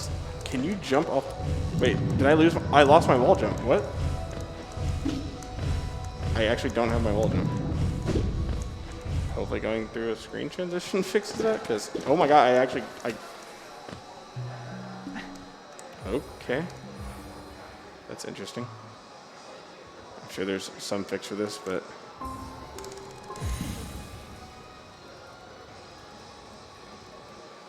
Before I dream get out, I'm gonna make sure that I have my wall jump. Okay. Jeez. That would have been scary if you didn't. Yeah, I was. Then we would know how to fix it. Yeah, I really don't know how. Okay, so anyways, like I was saying, it just means I have to set that dream gate, which we actually used to set. We don't set there anymore because we had to. I wish I could jump. Because we used to go down first, but now we go over here. So I was supposed to set the dream gate in that room right there, but I forgot. All good.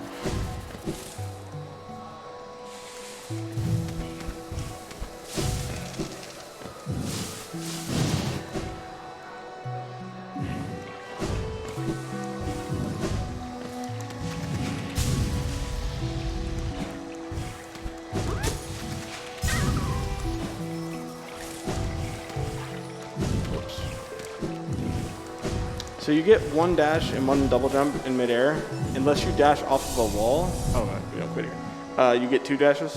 So like right there, I made sure I was like actually on the wall and sliding before I dashed, so that I get a second one. The cool thing about the down slash, the like pogo action, is that it refreshes both your dash and your double jump. So you can use both, pogo off something, and then use them again. And we use that all over the place if you're paying attention.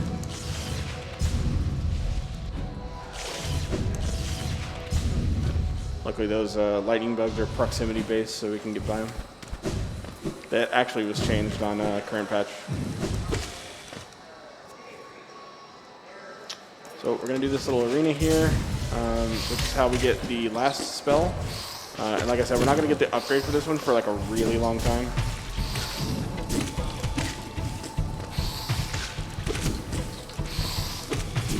Oh. Ow. We'll heal for safety. This part's not too scary coming up, but like, you never know. It's a marathon. Yeah, this is the upward spell. This one's called Howling Wraiths. There's a second version called the Abyss Shriek, but like I said, we're not going to see it for a really long time. We're not even really going to use it. We'll use the Howling Wraiths every once in a while. But honestly, we use Howling Wraiths more to break walls than we do to like actually do damage to enemies.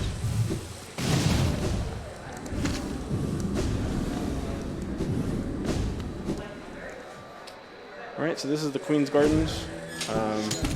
Cool area other than like every boss and enemy here is like ridiculously annoying. Luckily that little guy that I just like went past that shoots the like orange thorns out of him, those don't have a hitbox on this patch for some reason. They're just broken. So it's pretty convenient. Especially because later there's a thing called the Flower Quest, which that we're going to need to go basically across the entire world, ending up in this area with a flower that breaks if you take damage at all. And so it's a really good thing that those orange things don't have hitboxes, because it would make that a lot harder. Oh, I was supposed to see dash right here, whatever.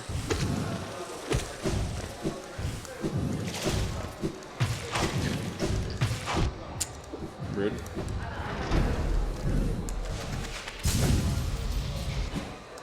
So what we just got there is the love key. It just unlocks this one area with a boss. You'll see a lot later in the run.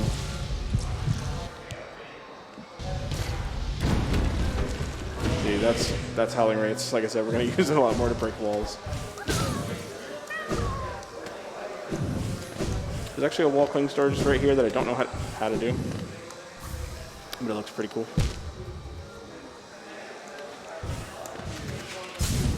I'm sure Gwonky will yell at me whenever I get back home to learn it.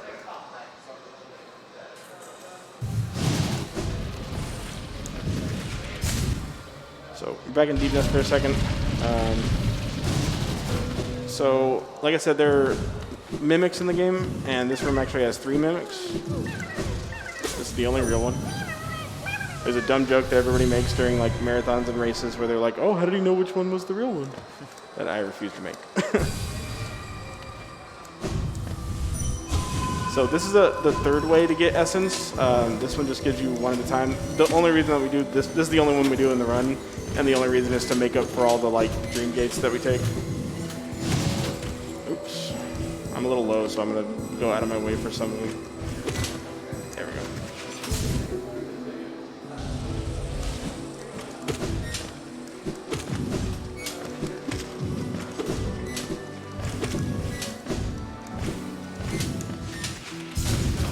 All right.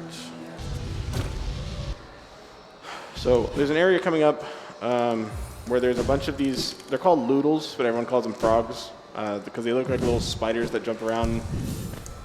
I know I said they call them frogs, they look like spiders, but they jump around like frogs. And their trajectory and like when they're gonna jump is all random, and it can be ridiculously annoying, and it can just like combo you, like really to death. And you have to go through like a couple sections after it, so it's like, it's rough.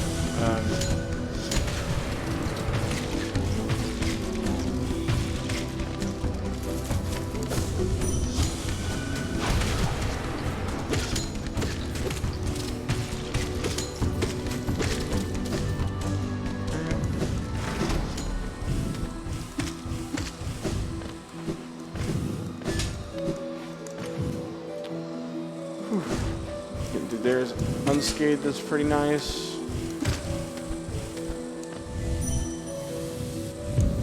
All right. Oh. Here's the frog room. They can just be really nice. That would be really cool. Okay, well, I spoke too soon. There's 3 rooms. Well, like, really 2, but this one feels like 2.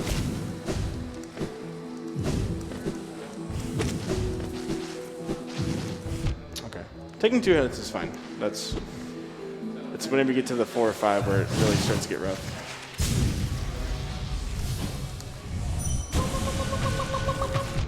Oh, I thought you were gonna die. Oh, please come over here. And that was ridiculously rude. Alright, that's fine.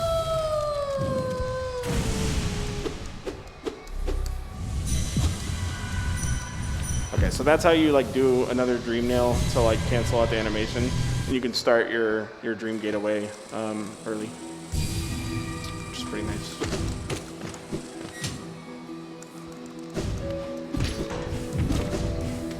Honestly, I'm gonna get 2 dream nails anyway, so I basically had like an extra 33 soul I have to use to heal real quick. Right. So we have to grab this grub up here. And if you play the game casually and you know 100% it or whatever, you might be wondering why we didn't get the grub before Marmu. And that is because, oh, hello. We're actually going to get it through the wall because the 2 walls are not connected by like the same room, but like they're both loaded at the same time, and so we're going to dash slash through the wall and break it after this next boss.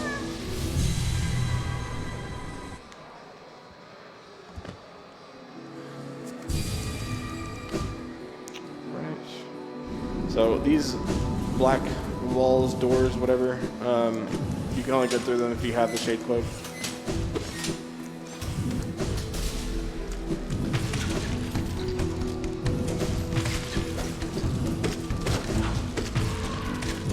This is the Trader Lord. We're going to do some damage in the ceiling. And he just dies instantly.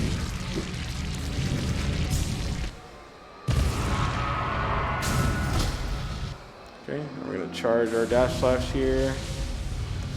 And I know you can't see it, but I can hear the glass breaking, so.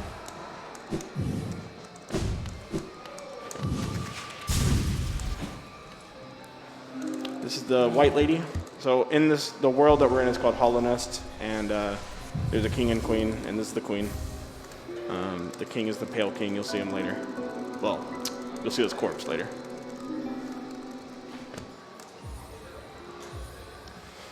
All right. So now we're gonna head back down to Deep Nest. And the next like 10-15 minutes are gonna be pretty brutal, as far as like pretty easy to die sections.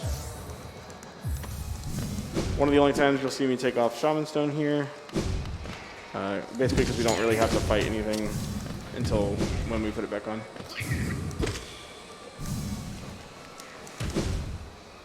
Okay.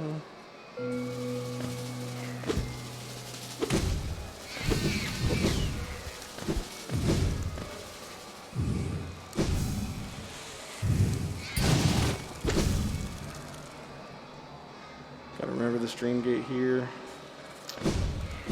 Alright, so when I said that you had to get 9 flames, you do, but you only have to fight 8 Grimkin, because earlier when I talked about how you could banish Grim, there's a guy named Brum that we're about to talk to here in a second. And Brum is like, hey, don't continue this whole ritual thing. He's gonna end up like basically trying to fight you at the end, and I don't want that, blah, blah, blah, blah, blah. And so he's like, hey, Grim can kind of see like the whole world except for this is too far for him to see, so I'm hiding out here. I'll just give you a flame so he doesn't wonder like what you were doing over here, but like meet me back at the lantern and we'll just banish him. We are not going to do that, but it is a free flame that we, will take very gladly, so we don't have to fight another Grimkin. So that bench right there is actually a trap. If you sit on it, it puts you in this area called the Beast Den, which is like the other side of where I am right now, and it's like a whole gauntlet, like maze that you have to get through. But if you have double jump and you know about that like hole in the ceiling, you can skip that whole cutscene and everything. It's really long. It's like 30, 45 seconds. So luckily we can just bypass all that.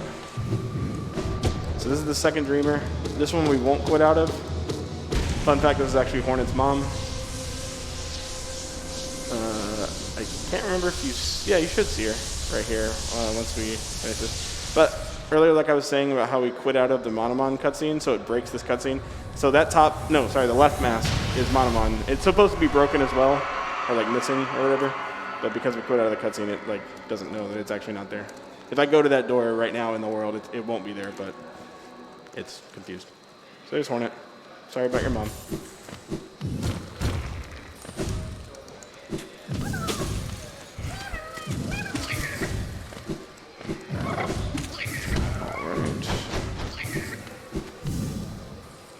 Alright, so this should be remove Grimkin, put on Shaman Stone. Oh, put on Spell Twister, then Shaman. There we go. So normally we would just Dream Gate out of here, but there's certain areas where you can't place a Dream Gate and you can't Dream Gate out of, and that's one of them. So we have to walk outside. But now we have 2 Dreamers. Other than collecting everything that's a percentage, in order to get like the ending, we have to get all 3 Dreamers, and then we also have to get 2,400 Essence. So we have a good amount of Essence already, and then we just need the last Dreamer. This is a charm that was added in this DLC. It's very, very useless, but gotta get them. Makes a bunch of spiders run around you, and they like do a minuscule, unnoticeable amount of damage.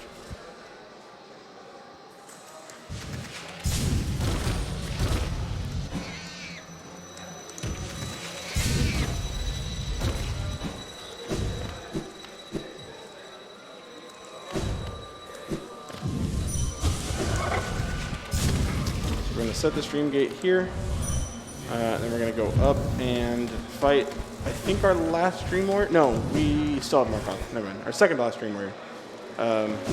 And this one is actually one of the hardest, like casually, one of the hardest Dream Warriors in the game, if not the hardest. But with Fluke Nest, it's pretty dumb. And he's just dead.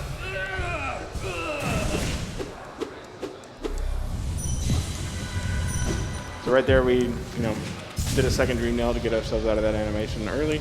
Oops, I was supposed to cancel my C dash.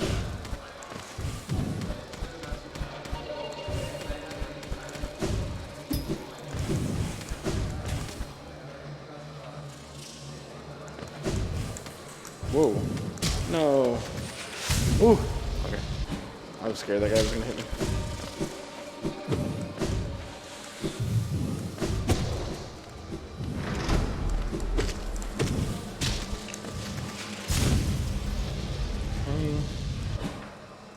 This is the Tram Pass. This is another fast travel system, one that you're only going to see once or twice. It's not too useful other than it's the only way to get to the area called the Hive, where there's stuff inside that is a percentage, so it's the only reason we're going to go there.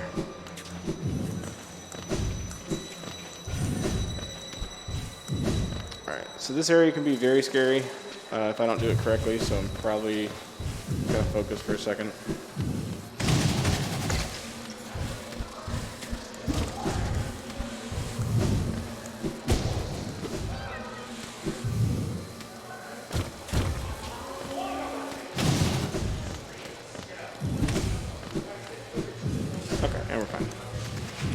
That area can just be pretty rough sometimes. We're going to bench there so that we can teleport back to it after this boss. And this boss is one that used to be extremely RNG until... Whoa, don't do that. Until people realized that, that we could kind of do a little bit of a reroute where we put on different charms for this. And we're overcharmed, but it makes it to where we can do 90% of his health before the fight even starts, so that whenever the fight starts, we can just literally nail Fluke and it just dies. So it's pretty nice. But if you see, there's like another version of me running around down there, right? Oh wait, no. right there. There he is. Hello, me. This is an enemy called Nosk. He pretends to be other bugs and then lures them into his lair here, I guess.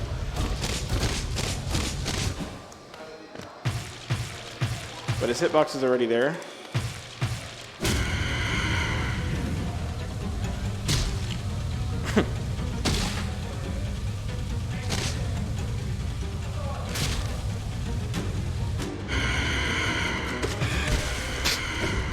All that build up for that. Bye, Nosk. You can actually hit that little mask over there, or like around on the floor. It's pretty fun. There's another pale ore. Now we're gonna quit out. I can see how Fluke Nest is just absolutely broken. Yeah, it's so You're like strong. two-shotting bosses immediately. Yeah, like I said, it does 112, and it costs 2 notches, which is really low for being as strong as it is. Later, when they patched it, it actually got changed about 5 times. It actually used to be more broken, but the game was a lot like laggier and like the performance wasn't as good. So it like rarely did as much damage as like it could because the game just like literally couldn't handle it. But now like instead of it being 112 damage and 2 notches, now it's 96 damage and 3 notches. So it's like not even worth it anymore. Because essentially you could like double hit a fireball without that charm and not waste 3 notches and it would do 80 damage, which is like, 96 is not worth 3 notches.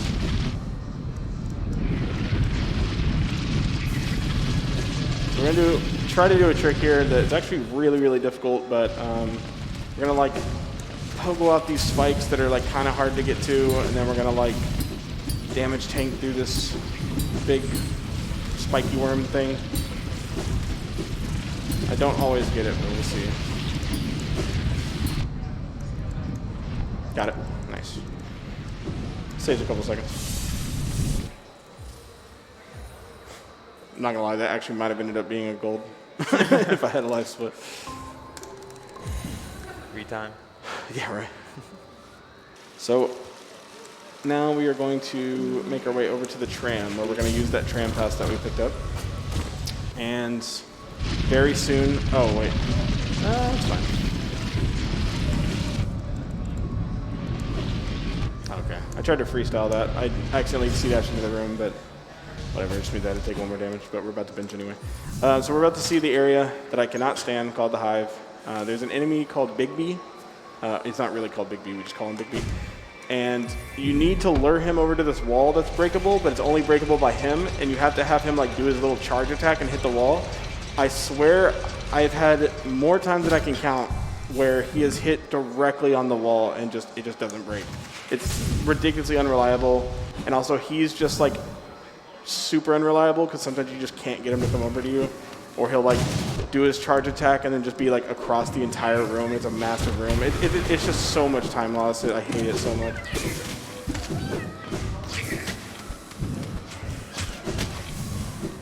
But first we have to get another pale ore.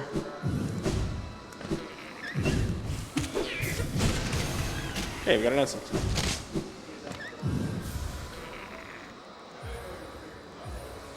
All right.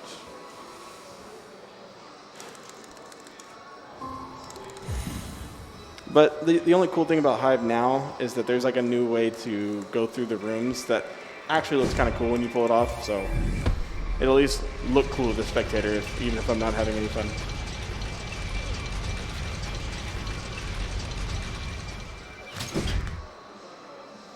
And not to mention, this is the one area that's worse than anything because these bees right here. What the?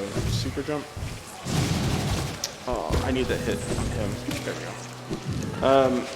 They can die to 1 hit, which means Grimkin or Grimchild can accidentally hit them, and it lags the game super hard. And there's like 2 spots where like I really need that to not happen, but it's not really in my control.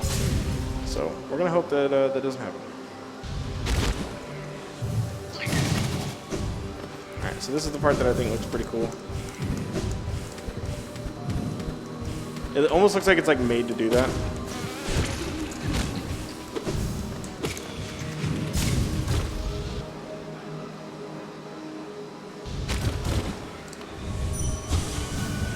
that was really lucky. You don't always get both of those, but we got them. Love to see it. All right, we need this guy to be nice. Oh, that's beautiful. Oh, that's literally perfect. That's as good as it gets. Only having to shoot 2 fireballs, and I don't take any damage. Ooh, and Grimchild. So that's that part right there. If Grimchild, oh, I should have just fireballed that. If Grimchild kills that 1B right as I try to double jump, it'll just eat my double jump. And luckily he like killed it before I even got close to the double jump, so that was nice. All right, Big B. Come on, baby. Is Big B called that because they are a Big B? They are a Big B, yeah. Come on, come on. There we go. Good boy. So I have one of my mods named Jay who's like loves Big B, but the rest of the chat hates him because of how many runs he has absolutely ruined. Oh, that's fine.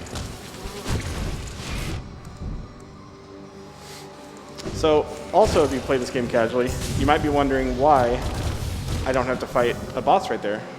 Because this area, when they originally put the game out and for the next couple DLCs, there was no boss there, but they always acknowledged that, like, yeah, there was supposed to be, but we kind of ran out of time, so there's just no boss. The patch directly after this one, Lifeblood, is where they added a boss called Hive Knight. And he's kind of cool, got good music, but he's slow, so we're out. Gotta remember this. There we go. All right, so this is like the other spot of this run where like health is just so ridiculously important, and it's gonna be very easy to die. So I'm gonna do everything I can to like try to stay at high health here.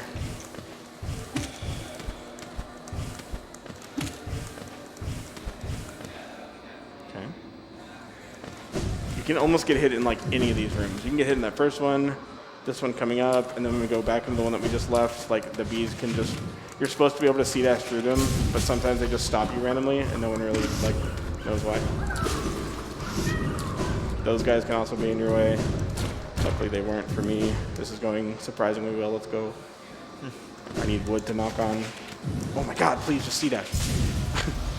Okay, so that one didn't stop me. Okay, good. Those can both stop you for no reason. They're not supposed to, but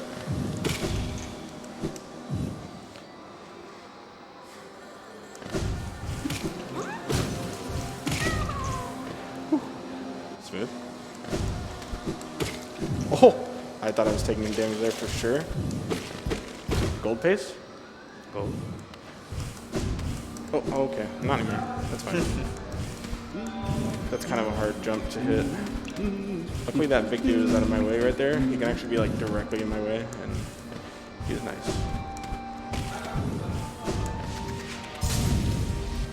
So we're coming up on the Dream Warrior that some people would argue is probably the hardest one. Wait, hold on. If you're too close to an edge, it won't let you place the Dream Gate, and I think I was at first.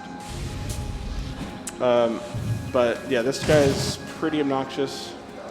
Oh, I forgot to charge my Cyclone. Oh well.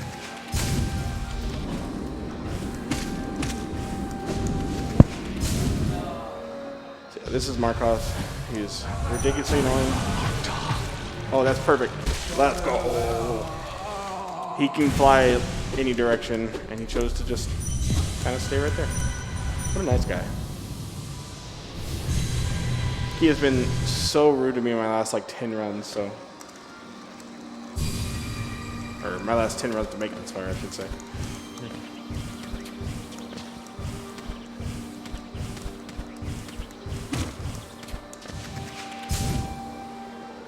All right, so now we're gonna go to Collector. And Collector is mostly mostly scripted, but there's a chance you could soft lock if you do it incorrectly. It's avoidable for sure, but so we're gonna shoot 6 flukiness shots at him, and which is gonna do just an ungodly amount of damage. And then if I shoot a 7th one at any point during the fight, he just becomes unhittable. So just don't shoot a 7th one. And he's dead.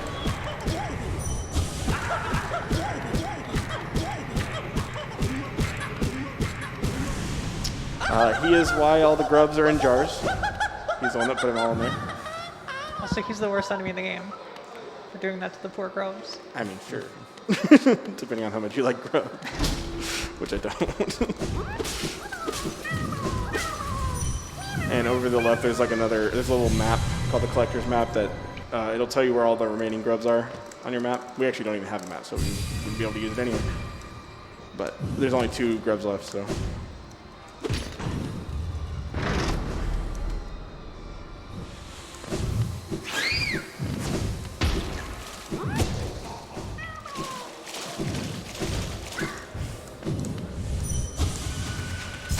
Get back into full soul. So, we're coming up on the last streamer, and the boss that is guarding the last streamer called Watcher Knight. And if you've ever either seen or tried any percent in this game, you will know Watcher Knight as the boss that's like the biggest difficulty roadblock of anything ever. Because any percent and even worse, low percent Watcher Knights are just really, really difficult. They have a 220 health, and like in that category, your fireball only does 20 damage, your nail does 5 damage, so it's like, and you only have 5 health, so it can get really, really dicey. That will not be the case here, because we are going to absolutely obliterate them in embarrassing fashion. So first we're going to hit that lever through the floor. And the screen doesn't light up because we didn't come in here the correct way.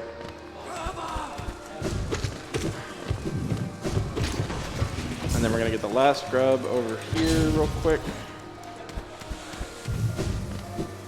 I need him not up against the wall. So, in every other category that has to kill this boss, they go above right there. So right above me, there's a breakable wall, and then there's a chandelier, like a rope that you can cut. And it drops a chandelier onto these guys, and so normally there's 6 of them, but if you break that chandelier, there's only 5. But we kill them so fast that breaking that chandelier is actually slower than just fighting all 6 of them because they die in 2 fluke shots. So, kind of cathartic if you've ever run any percent and hate these guys, which I know a lot of people do. Oh, that's unfortunate. Oh, I'm gonna die. I'm not really, but.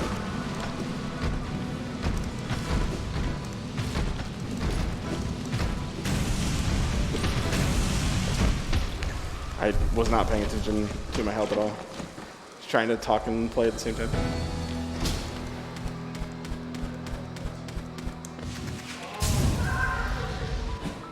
Alright, I'm gonna grab this Geo real quick.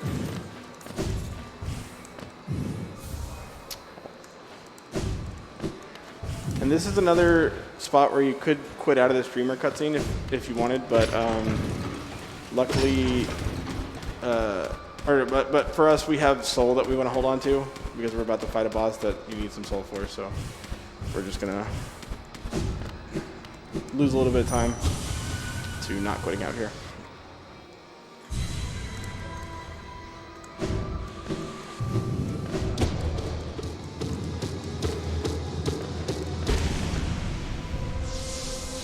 All right.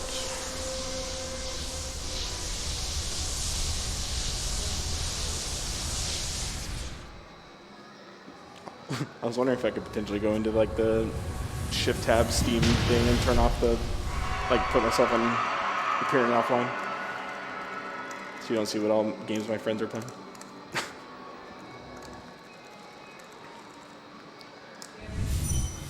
All right.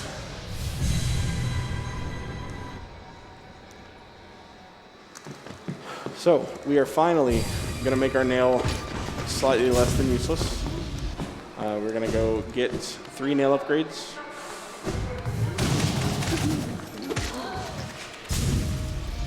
First we gotta talk to him because he's not in his shop. And somehow he teleports up there before we can get there.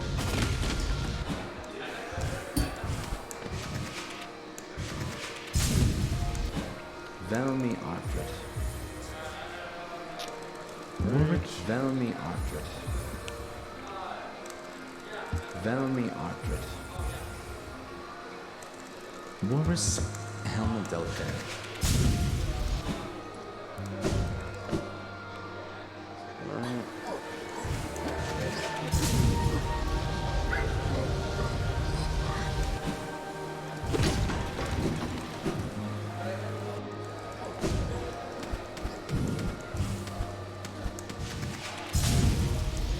So this is the nailsmith.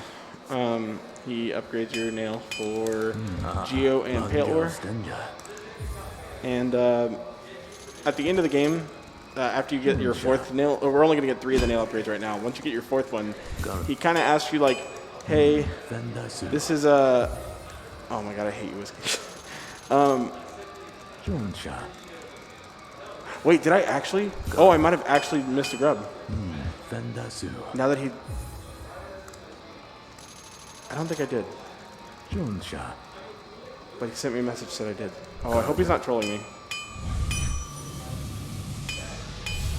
Hey, Whiskey, send another message if you're actually trolling. Because otherwise, before I go to the Grubfather, I'm actually going to go like get that. Oh my god, wait, that's so far.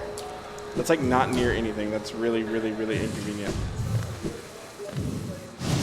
Not trolling? Oh my god, of course. Okay. So we're gonna have to go get a grub that I missed. That's awesome. I'm just thinking about how I'm gonna get back there because it's really far. It's far from everything. I'm gonna have to come from like Dirtmouth. Oh, okay. That's fine.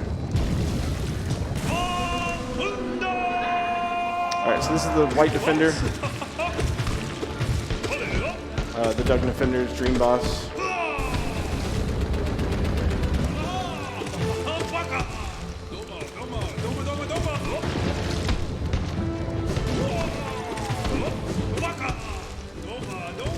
I can't do it during the fire request because I'm supposed to go... oh! Wow, I got Scream Skip. Alright, that's cool. So he does like a scream right there and you're supposed to dash into him and like it gets you out of his scream early. But I killed him so fast I didn't even have a chance to do that. Cool beans. Alright. So, now we're going to have to go get that grub that I forgot.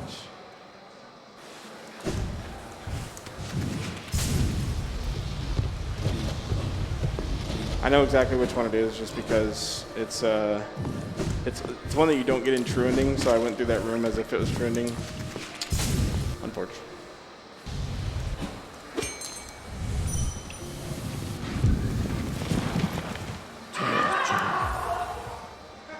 Jeez.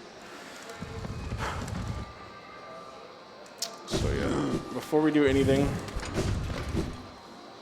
we're going to sit here and we take off Fluke Nest, Dream Wielder, and then we put on Dash Master. That's right, okay.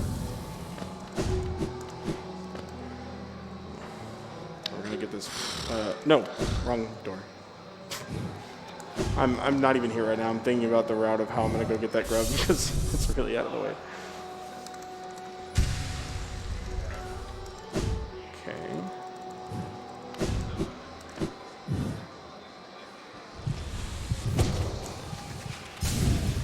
Normally this is what you would be doing already, where you come down here and then you go to the Grubfather, but I can't go to the Grubfather yet because I don't have all the grubs. We're gonna have to run all the way down here, waste a ridiculous amount of time. That's very unfortunate.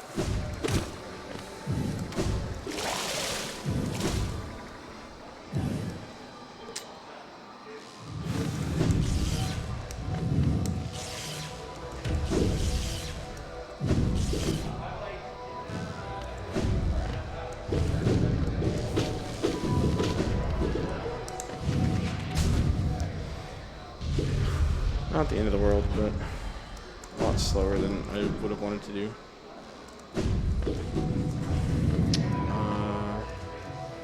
Yeah, it's probably faster, but it's fine.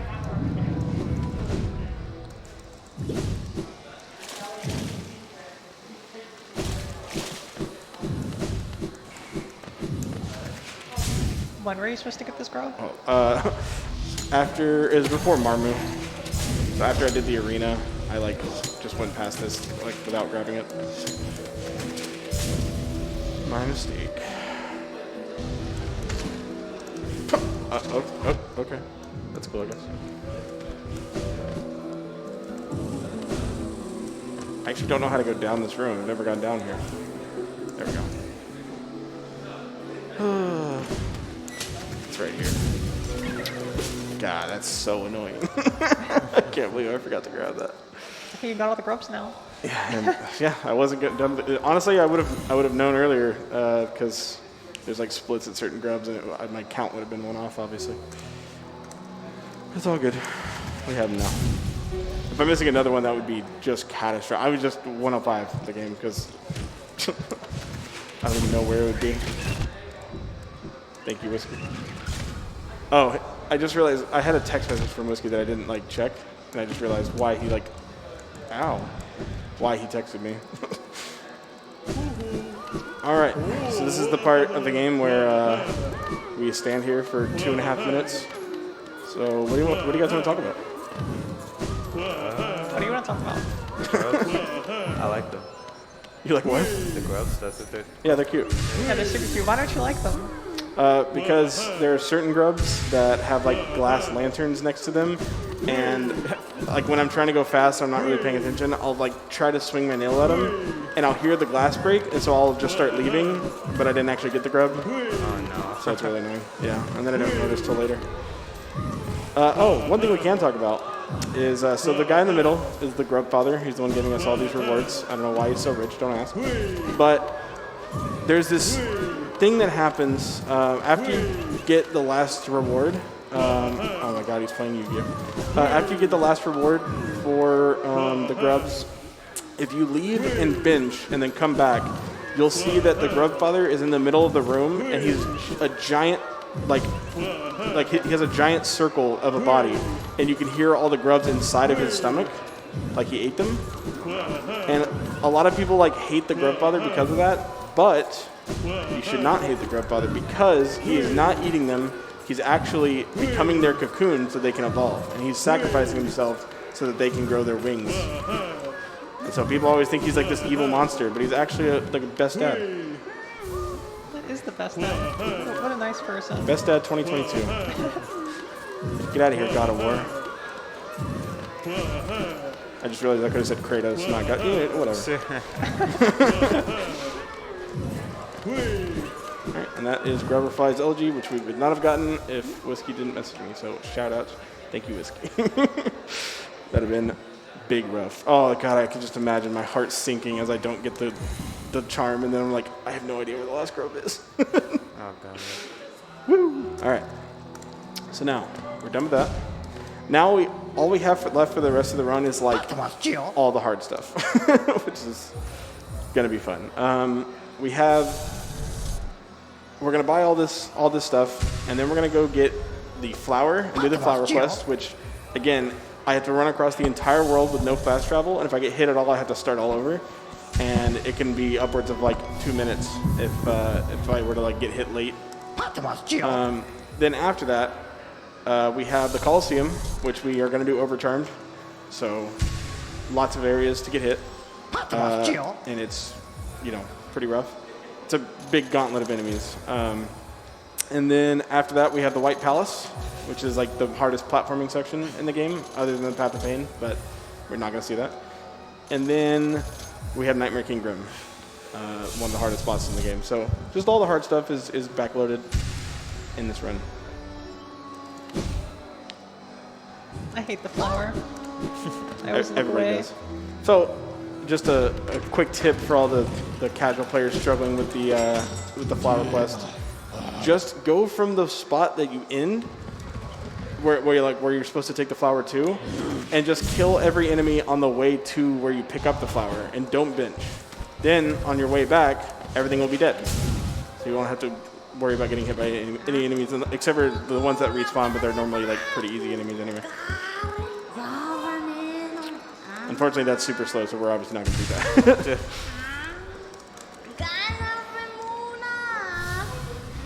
So this is also the most commonly missed percentage, because you're supposed to talk to her. You get the Awoken Dream Nail, which allows us to get into the White Palace, which we'll do later. And then you have to talk to her again to ascend her, and that's a percentage right there. And people miss that all the time. There's so many like 105 runs that like they're like, oh, what'd you miss? It's like, oh, I forgot to ascend this here.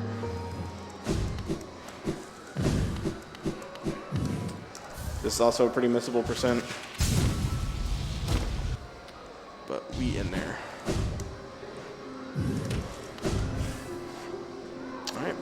Crypts we go.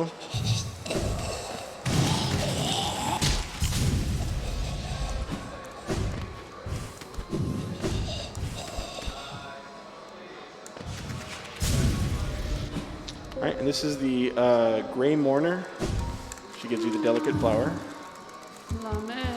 And in exchange for a mask shard, which obviously we have to have. So, and yeah, there's no way to like cheese this other than the way I said earlier, where you like kill all the enemies. There's no fast way to cheese this, and you can't like Dream Gate at the end; it'll just break the flower immediately.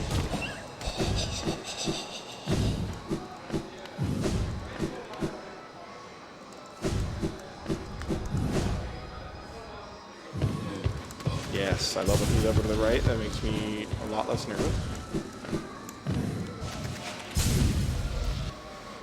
And there's Quirrell right there. That's where he decides to spend his last moments. Rest in peace, Quirrell. He's the one that helped us kill the Monomon. Or kill Umu, sorry, to get the Monomon. And funnily enough, charm notches are actually not a percentage in this game. So we're not going to buy 2 of the charm notches here because we don't really need them. And then there's one other one in the world that we don't get, so we get 8 out of 11, if I remember right. Oh, weird. Really good on Geo. That's what you like to see.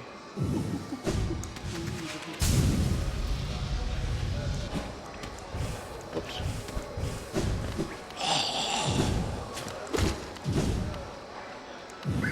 Taking chances.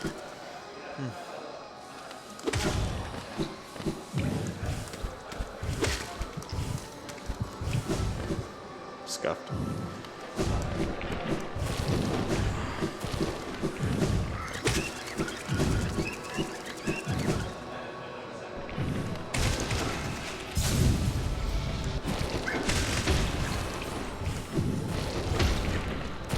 So there's like a wall right here that you can slide down, and there's like that thing can't hit you.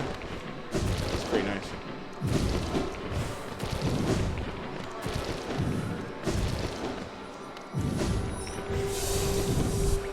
This is stressful to watch. Very stressful. The people always are like clinched in my chat during like world record runs.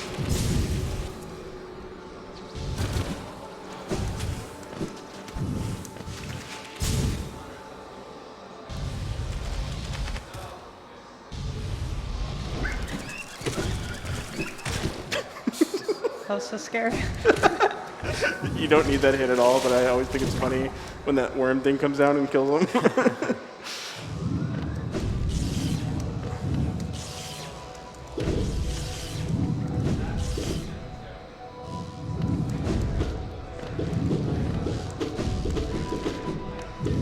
I could have dashed, but I wasn't 100% sure I wouldn't get hit, so.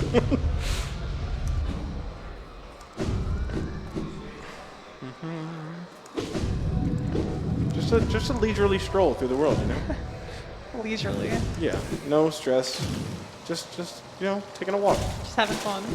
Yeah, Dude, I mean, I'm vibing. I don't know about you guys. Dude, any movement you make, I like jump. I get scared that you're about to like jump into a spike or something. Especially when I don't actually know what can hit you and what can't. So Yeah. you'll like dash and I'll be like, oh my god, Yeah. you're gonna get I'm hit. like, oh my god. Stop it.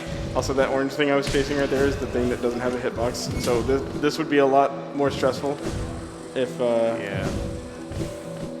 Yeah, you said that earlier. Yeah. That's interesting. And that's a flower quest. I know. God. This is her fallen.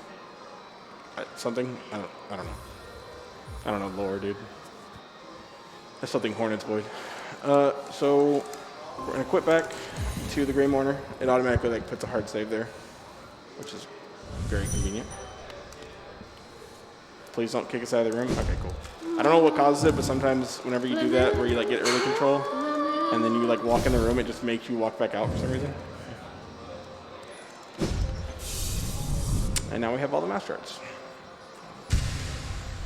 Whew, so, next up is the Coliseum. I'm actually a lot more comfortable with the Coliseum than with like any other hard part of this run. It's the thing I practice the most. I've done it thousands of times. Doesn't mean I can't die. It's definitely possible, but it should be all right. take off Dash Master. We're going to put on Am Master's Glory and Soul Eater. It's the only time you'll see both charms. Soul Eater makes it to where it's like Soul Catcher from the beginning of the game that made it go from 11 to 14 soul per hit. But this one, it's 4 notches instead of 2, but I'm pretty sure it gives you like 31 soul. So like more than double. It's actually like really strong. Or no. I'm sorry. I'm pretty sure it's 22 or 23 because we have Spell Twister, which makes our spells cost 24, and it's like if you have both charms on, it's really close to 1 hit is enough for 1 spell. I know it's just under, but so it's like 23 soul and it costs 24, or it's like 22 and it costs 24. I don't know the exact number. I'm not. I just work here.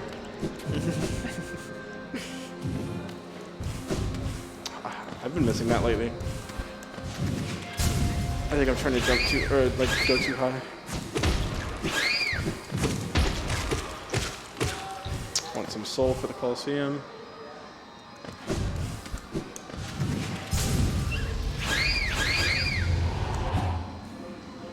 And this is the Little Fool. Also like one of the longest text boxes in the game. It's very apparent why we play on Chinese. Whenever you see that text box in English, it takes so long. I saw it earlier today. I was like, Jesus. All right, here we go. So there's 3 Colosseums, or they're called Trials. Trial of the Warrior, Trial of the Conqueror, and Trial of the Fool. And you're going to see a lot of nail arts, a lot of spells. We don't have Flick Nest on, but because we kind of want the range. I didn't mean to hit the start button.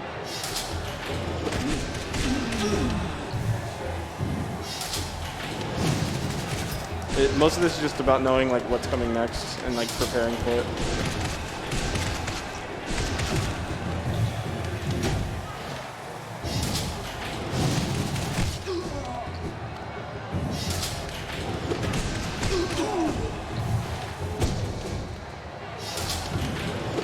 I always charge my nail right there and I don't need to.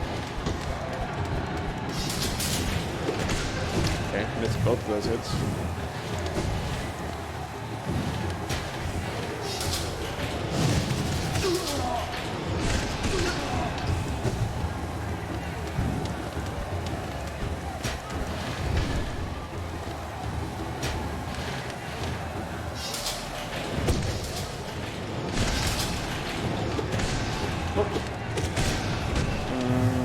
Probably shouldn't have shot another fireball, but whatever. We'll be alright.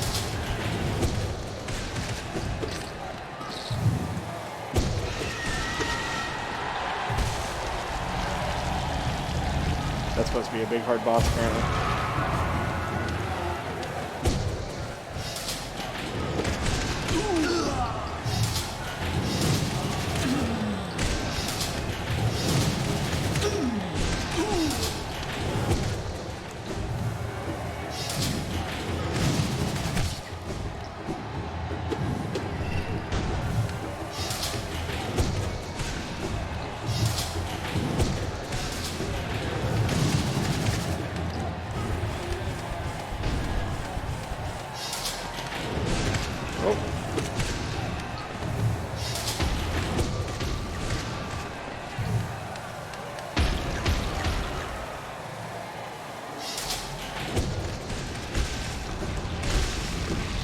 And that's the first Colosseum. The good news about the first one, I mean, I don't get to demonstrate it, but the reward is a lot of Geo in a Charm Notch, and because the Charm Notch is on the ground, that means it's going to heal us. So, like, you're allowed to get hit in the first one, but, like, it's really easy, so. There's a strategy involving using Fury in the Colosseums, because you do that glitch I was talking about at the beginning of the run, where you get to 1 health on purpose, and you have Fury on, and then you have to do the first Colosseum with Fury active, like at 1 HP, which is not that scary, because obviously I just did it hitless, not that hard. But then you pick up the Charm Notch, it puts you at full health, but then you still have Fury active. So you'll have Fury active for this entire second Colosseum. I don't do it just because it's a little risky, and it's also not good if you get hit at all in the second Colosseum. But strat to the current world record holder, win for him, Dot.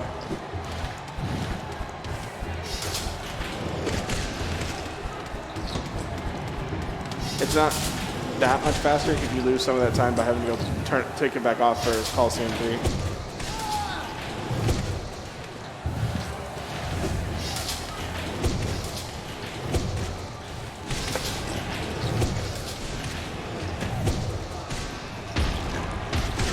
that one die up there?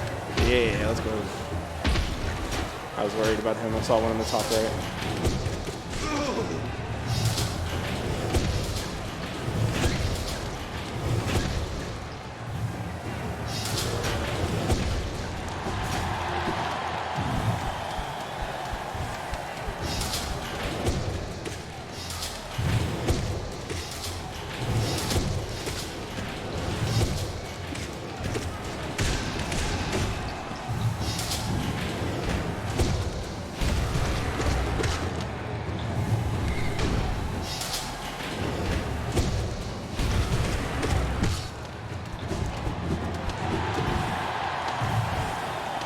So here's another grub mimic. Unfortunately, they have like 2 things they can do when they get broken out. They can do that, which is the slow version, or they can just transform immediately. It's like 2 seconds, but it's always just kind of annoying.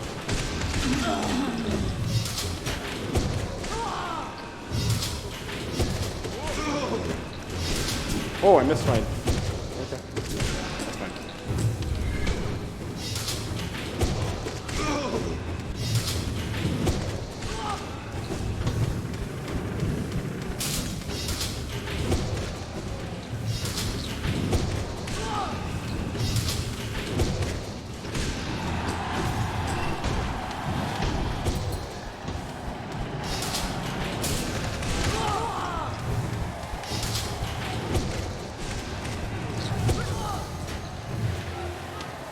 Alrighty.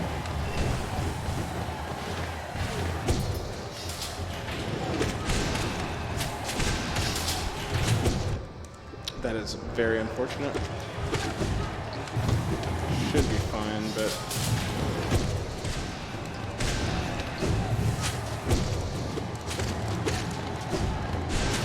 he would be up there.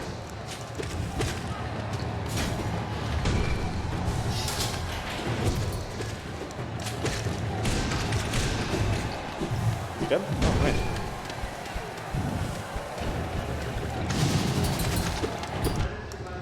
That's very unlucky. Oh, goodness.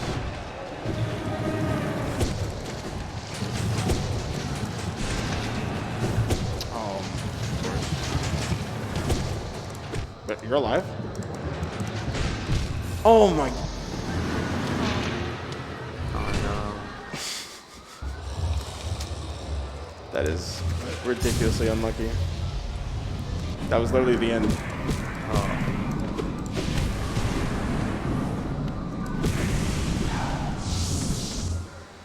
We gotta do it again. Oh, that's so unlucky. That's just one shot right at the, like he was literally dead. Alright. Well, unlucky. God, it's such a costly death too. Like, dying at the end of Coliseum 3 would be the worst, but like, it's still really, really bad.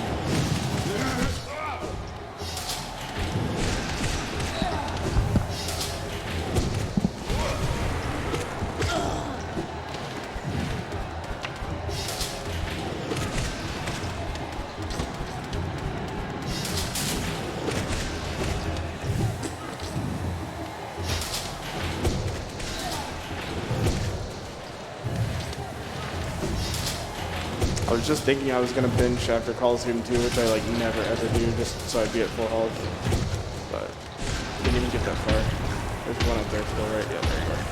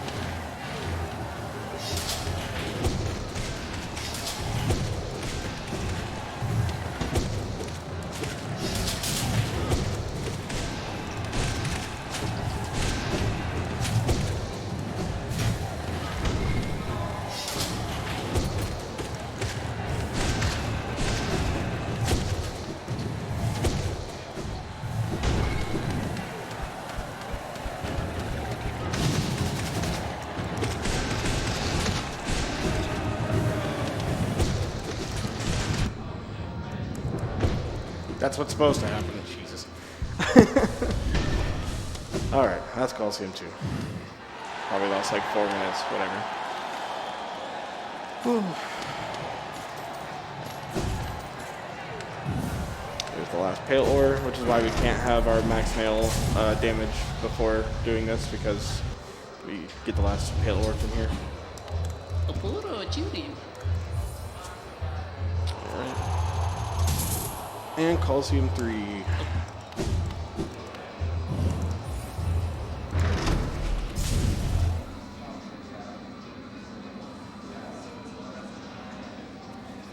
This is like the longest loading screen in the game.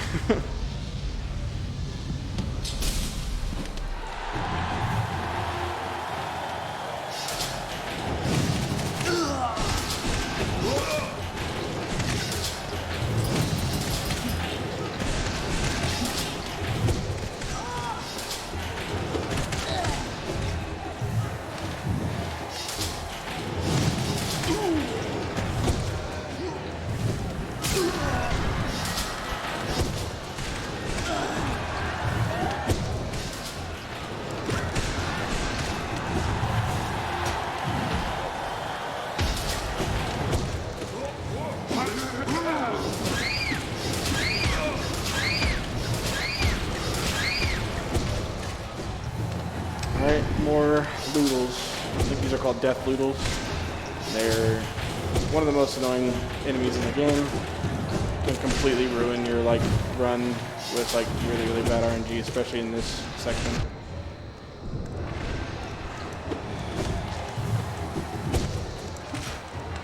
Okay. Where are you?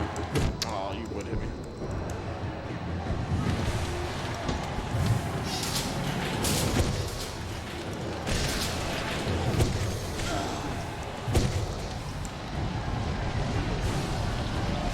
I'm like 1 soul away from healing again, but it's fine.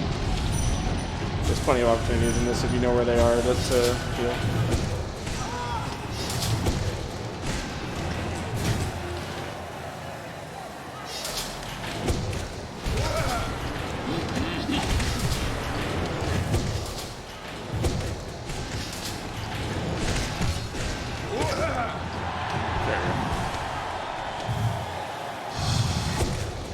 Perfect.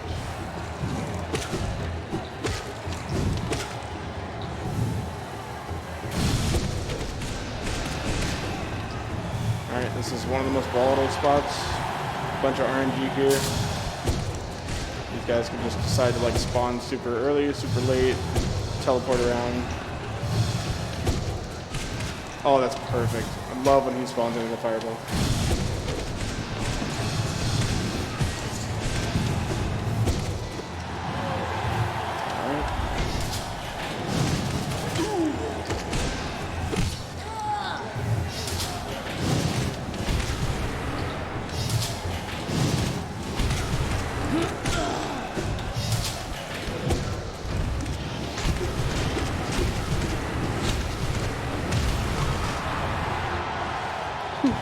Alright.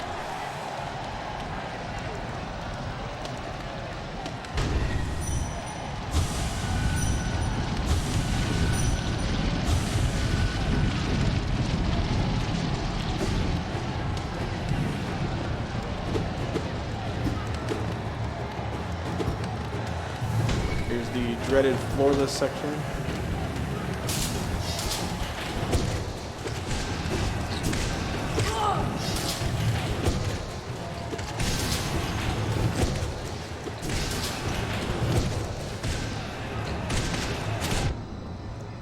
Oh, you're alive.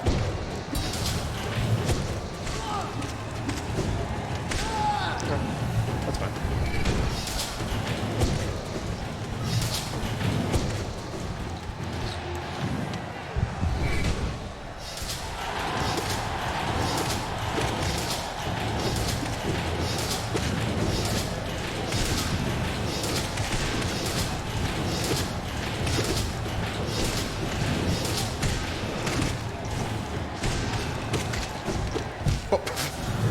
I didn't have to dash dog, I just stood there. It's fine.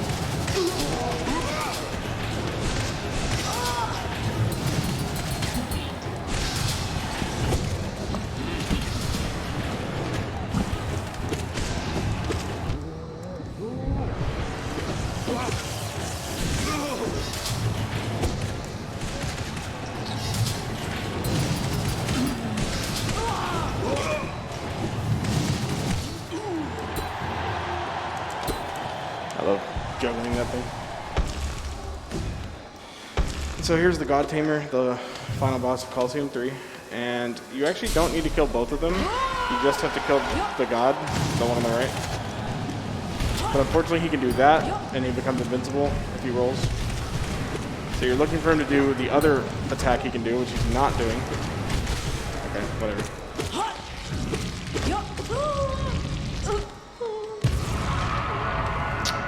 And that's Coliseum 3. Whew.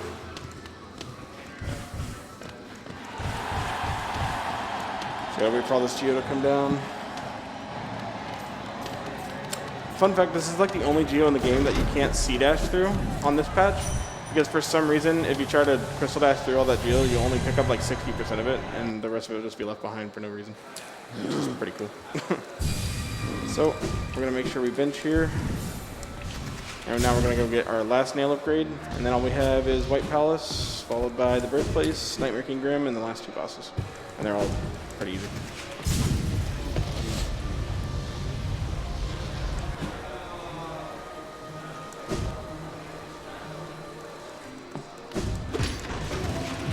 Oh, this is like the 50th time I've done this. Jesus. It's been having me a lot lately.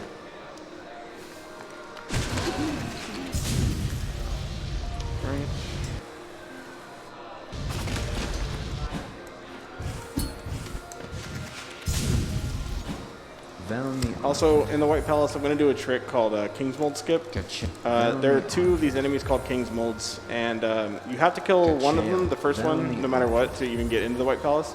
But then the second one, in this category, it's actually faster to just kill them normally because we have like more damage tools. Our nail does more damage. We have like D-Dark, everything. In True Ending, it's faster to do this trick called King's Mold Skip where you go around him and you pogo off these clouds. I'm going to do it in here just to kind of show it off because I think it's cool. It's just like basically the same speed as if you were just kill the King's Mold fast, so we'll just show it off. But, hello Nailsmith. This guy, after you get the pure nail heal here, he asks you to come outside and strike him with it so he can feel like the strength of the perfect blade that he made. But we're not going to do that. We're going to let him live. If you do that, you can actually go back to Shio's hut, and they're seen there painting together. There's an achievement called Happy Couple. It's kind of cute. All right. All right, White Palace time. So this is like the platforming gauntlet of the run. There's like different challenges like at the extreme for each thing. So for like this is the platforming one, the Coliseum is like the regular enemy fighting gauntlet, like biggest challenge. So this is the King's Mold right here. And we can kill them like that, and they die really fast. So like I said, killing the other one's actually faster than doing the skip when you have the tools that we have in this category. But just for funsies, we'll show off a cool looking skip.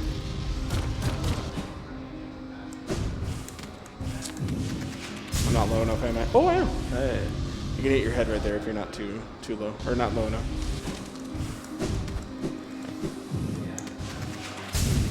So this is King's Mold Skip.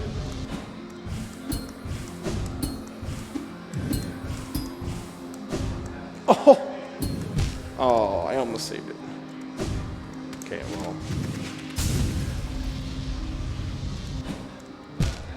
My double jump just didn't happen, that's cool.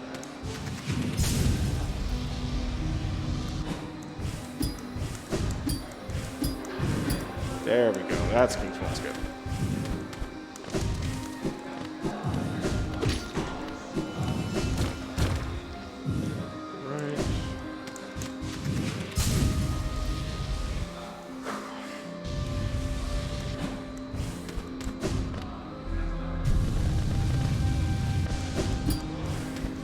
If you jump on that elevator, you can actually just get teleported straight through it, like through the platform, and it wastes a ton of time. I've stopped jumping there on like world record attempts. Whoa.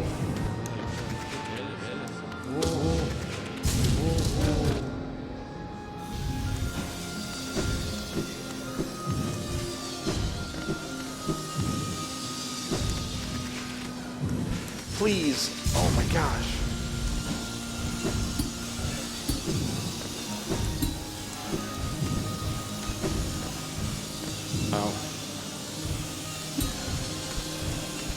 because I missed that C-dash. I had to wait for the next cycle.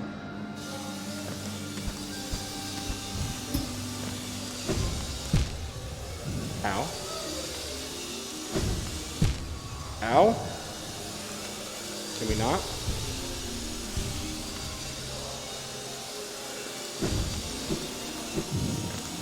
There we go.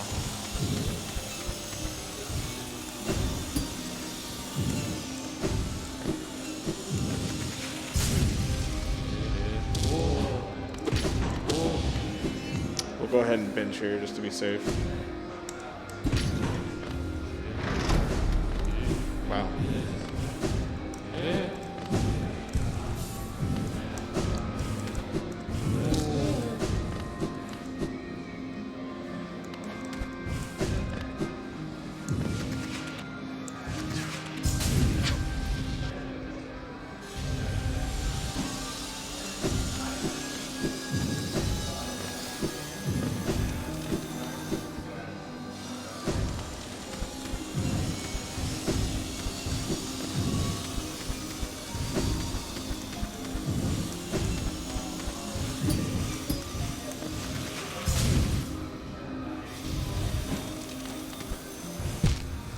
This is like the hardest trick, I swear. It's not even that hard, I just mess it up constantly. I'm like the second try master.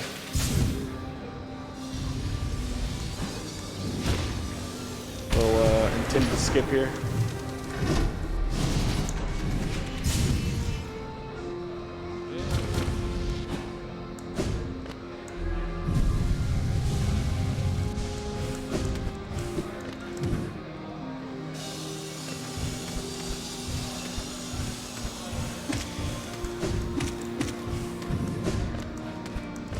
Probably the hardest room here.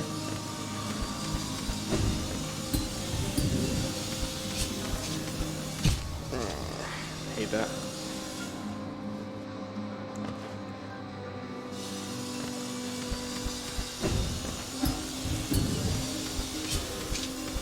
There we go.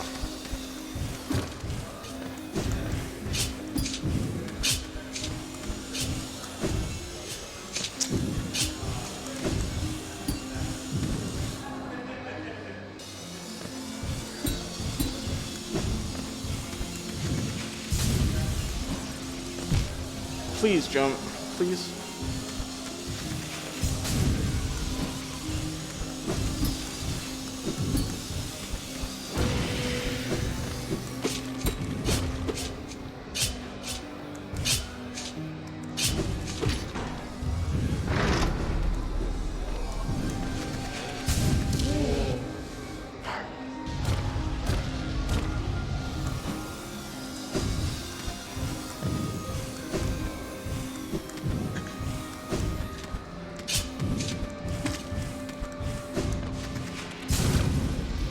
That's basically the White Palace.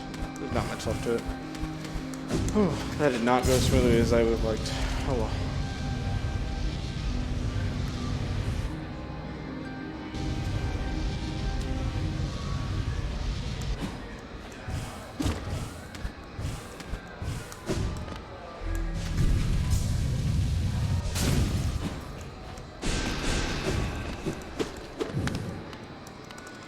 That's the Pale King. And this is his the other half of the white fragment. So in order to get the true final ending, it's not anymore because they added an ending in a later DLC, but at the time it was the quote-unquote true ending.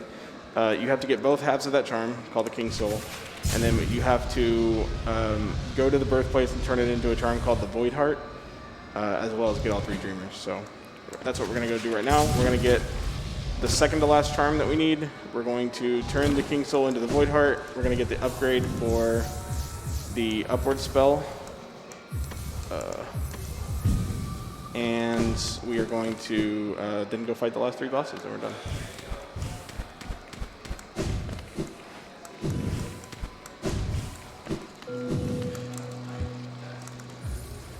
Oh, and the last vessel fragment, so that we have everything we need.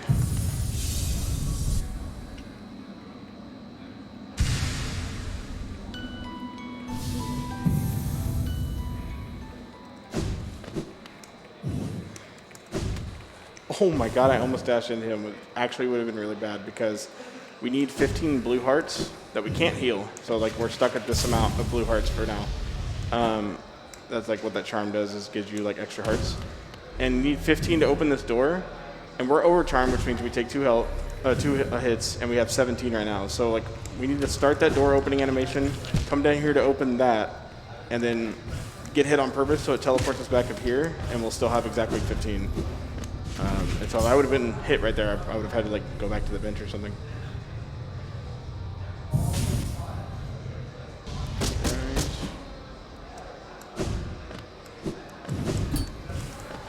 If we get hit in here, it's fine. We're already in. They can't kick us back out.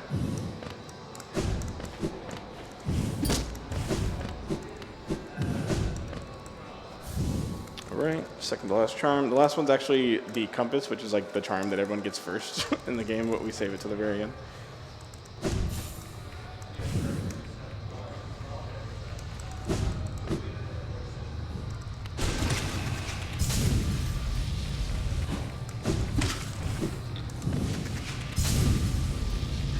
And if you ever played this game and didn't understand what to do in this room, don't worry.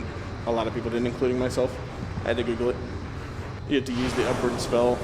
That's why they're all like screaming. And it upgrades it to the Abyss Streak, which again, we're not really going to use. It does 120 damage though.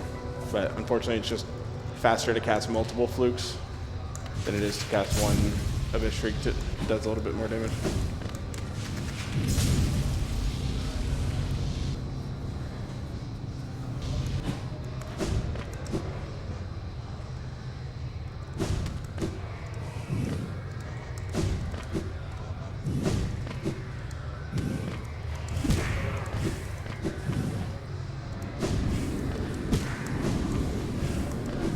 And I don't know why we don't do anything special here, but when you dream nail this thing, I'm invisible right now. I don't know why. You're able to just like walk around for no reason. I guess they just thought people would like dream nail that and then not press any buttons, but. So this takes you into this little cutscene where you just have to climb out of this area. And you'll see like the Pale King and the Hollow Knight, which, spoiler alert, we are not the Hollow Knight. We're just the Knight. The Hollow Knight is the second to last boss that we're going to fight. And whenever you're climbing out of this area, it's pretty cool because like the music like builds as you get higher.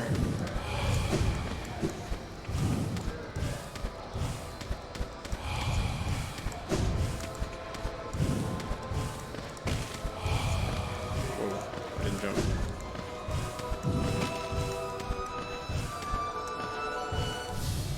So that's the Pale King and the Hollow Knight, who was before us. Since we're close to the end of the game, I'll just quickly explain. The Radiance, who's the true final boss, is like inside of him in his dreams. And he's supposed to be containing the Radiance, but he's not doing a very good job because he's not a true, like he's not completely empty as a vessel, which we are. And so instead of, the bad ending of this game is where you just take the Hollow Knight's place as the vessel and like you seal the Radiance away inside of yourself. But the true ending, the better ending, is where you just go in and you kill the Radiance itself so that the infection is just done forever. So that's what we're going to do. But first, we're going to fight Nightmare King Grim, and we're going to get to hear the sick song again.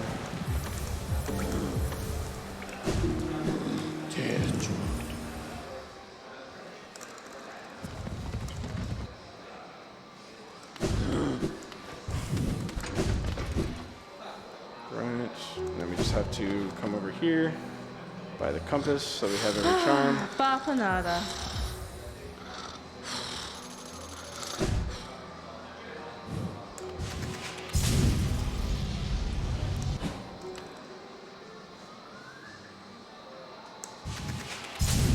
So there's only 2 bosses in this game before the next DLCs came out that have a full screen title card, and this is one of them. It's Nightmare King Grim and the Radiance are the 2. This is like as like big and epic as like a final boss of a game, and I think the presentation is really cool.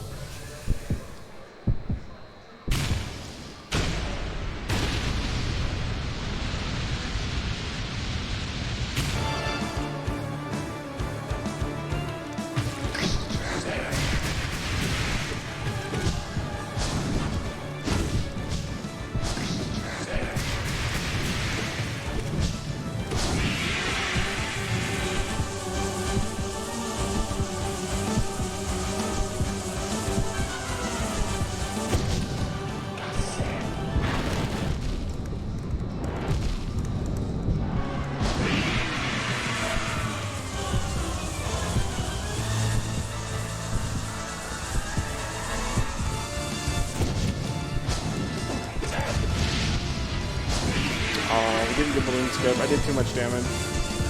Oh well.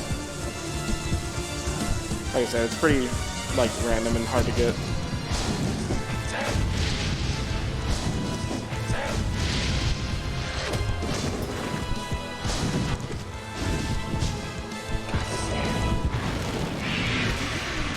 And that's Nightmare King Grim.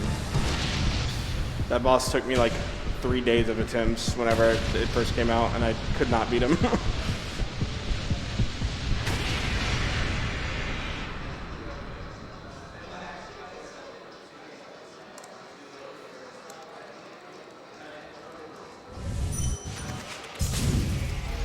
So you can use your dream nail right there to get out of that cutscene early. Like normally you would like stand up on the ground, it takes forever. And I have one more thing to show off that's kind of funny. This loses time, but it's just funny to show. So you just infinitely spin. And even whenever I can have control of my character, you can still move around, you're still spinning.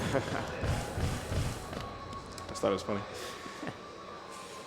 So this is the birthplace, the last area of the game. Or not the birthplace, sorry, the Black Egg Temple. We were at the birthplace earlier. I'm gonna bench just, you never know. You could get like an infinite load right here and then you can't play the game anymore, so.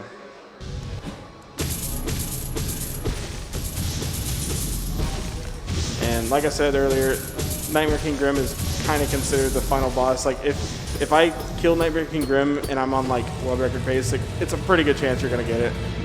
You can't lose that much time to these two bosses. You could potentially die, but it'd be actually kind of difficult.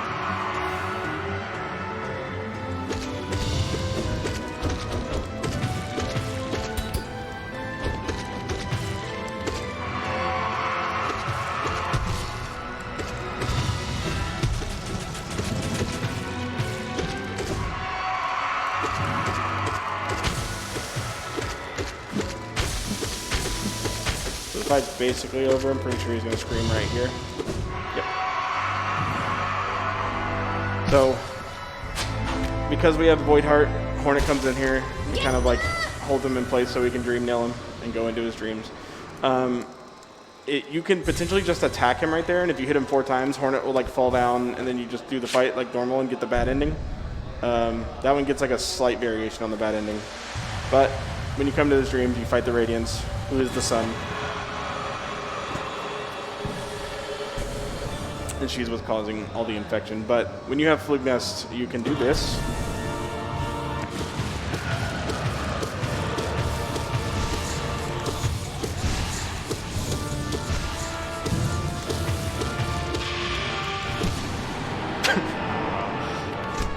There's phase 1 and 2.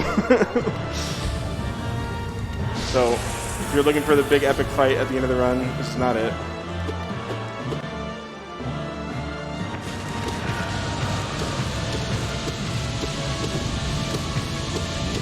And that's basically the fight. She just has to finish off this last attack.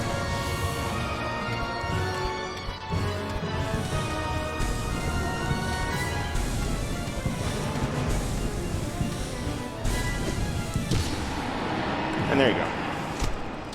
That's the end of the game. Gee. Time will be whenever, like, it'll be these little dream circles at the end. And as soon as they disappear and the screen goes completely black,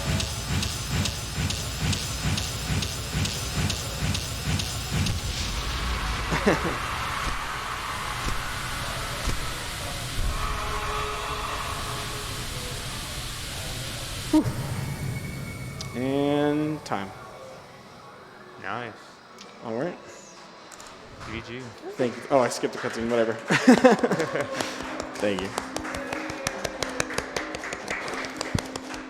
Yeah, that's a Hollow Knight 106%. In an actual run, you have to sit through the credits and make sure that the percentage says 106. But I mean, I know I got everything, so don't have to wait if you don't want. So yeah, that's Hollow Knight. It's a really fun game. You should definitely check it out if you haven't already, even though I kind of spoiled everything for you, but it's fine.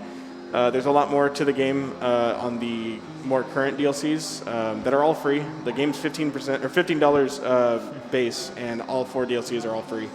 So there's a ton of, there's like 80 hours of content for $15, which is a steal. But yeah, check it out.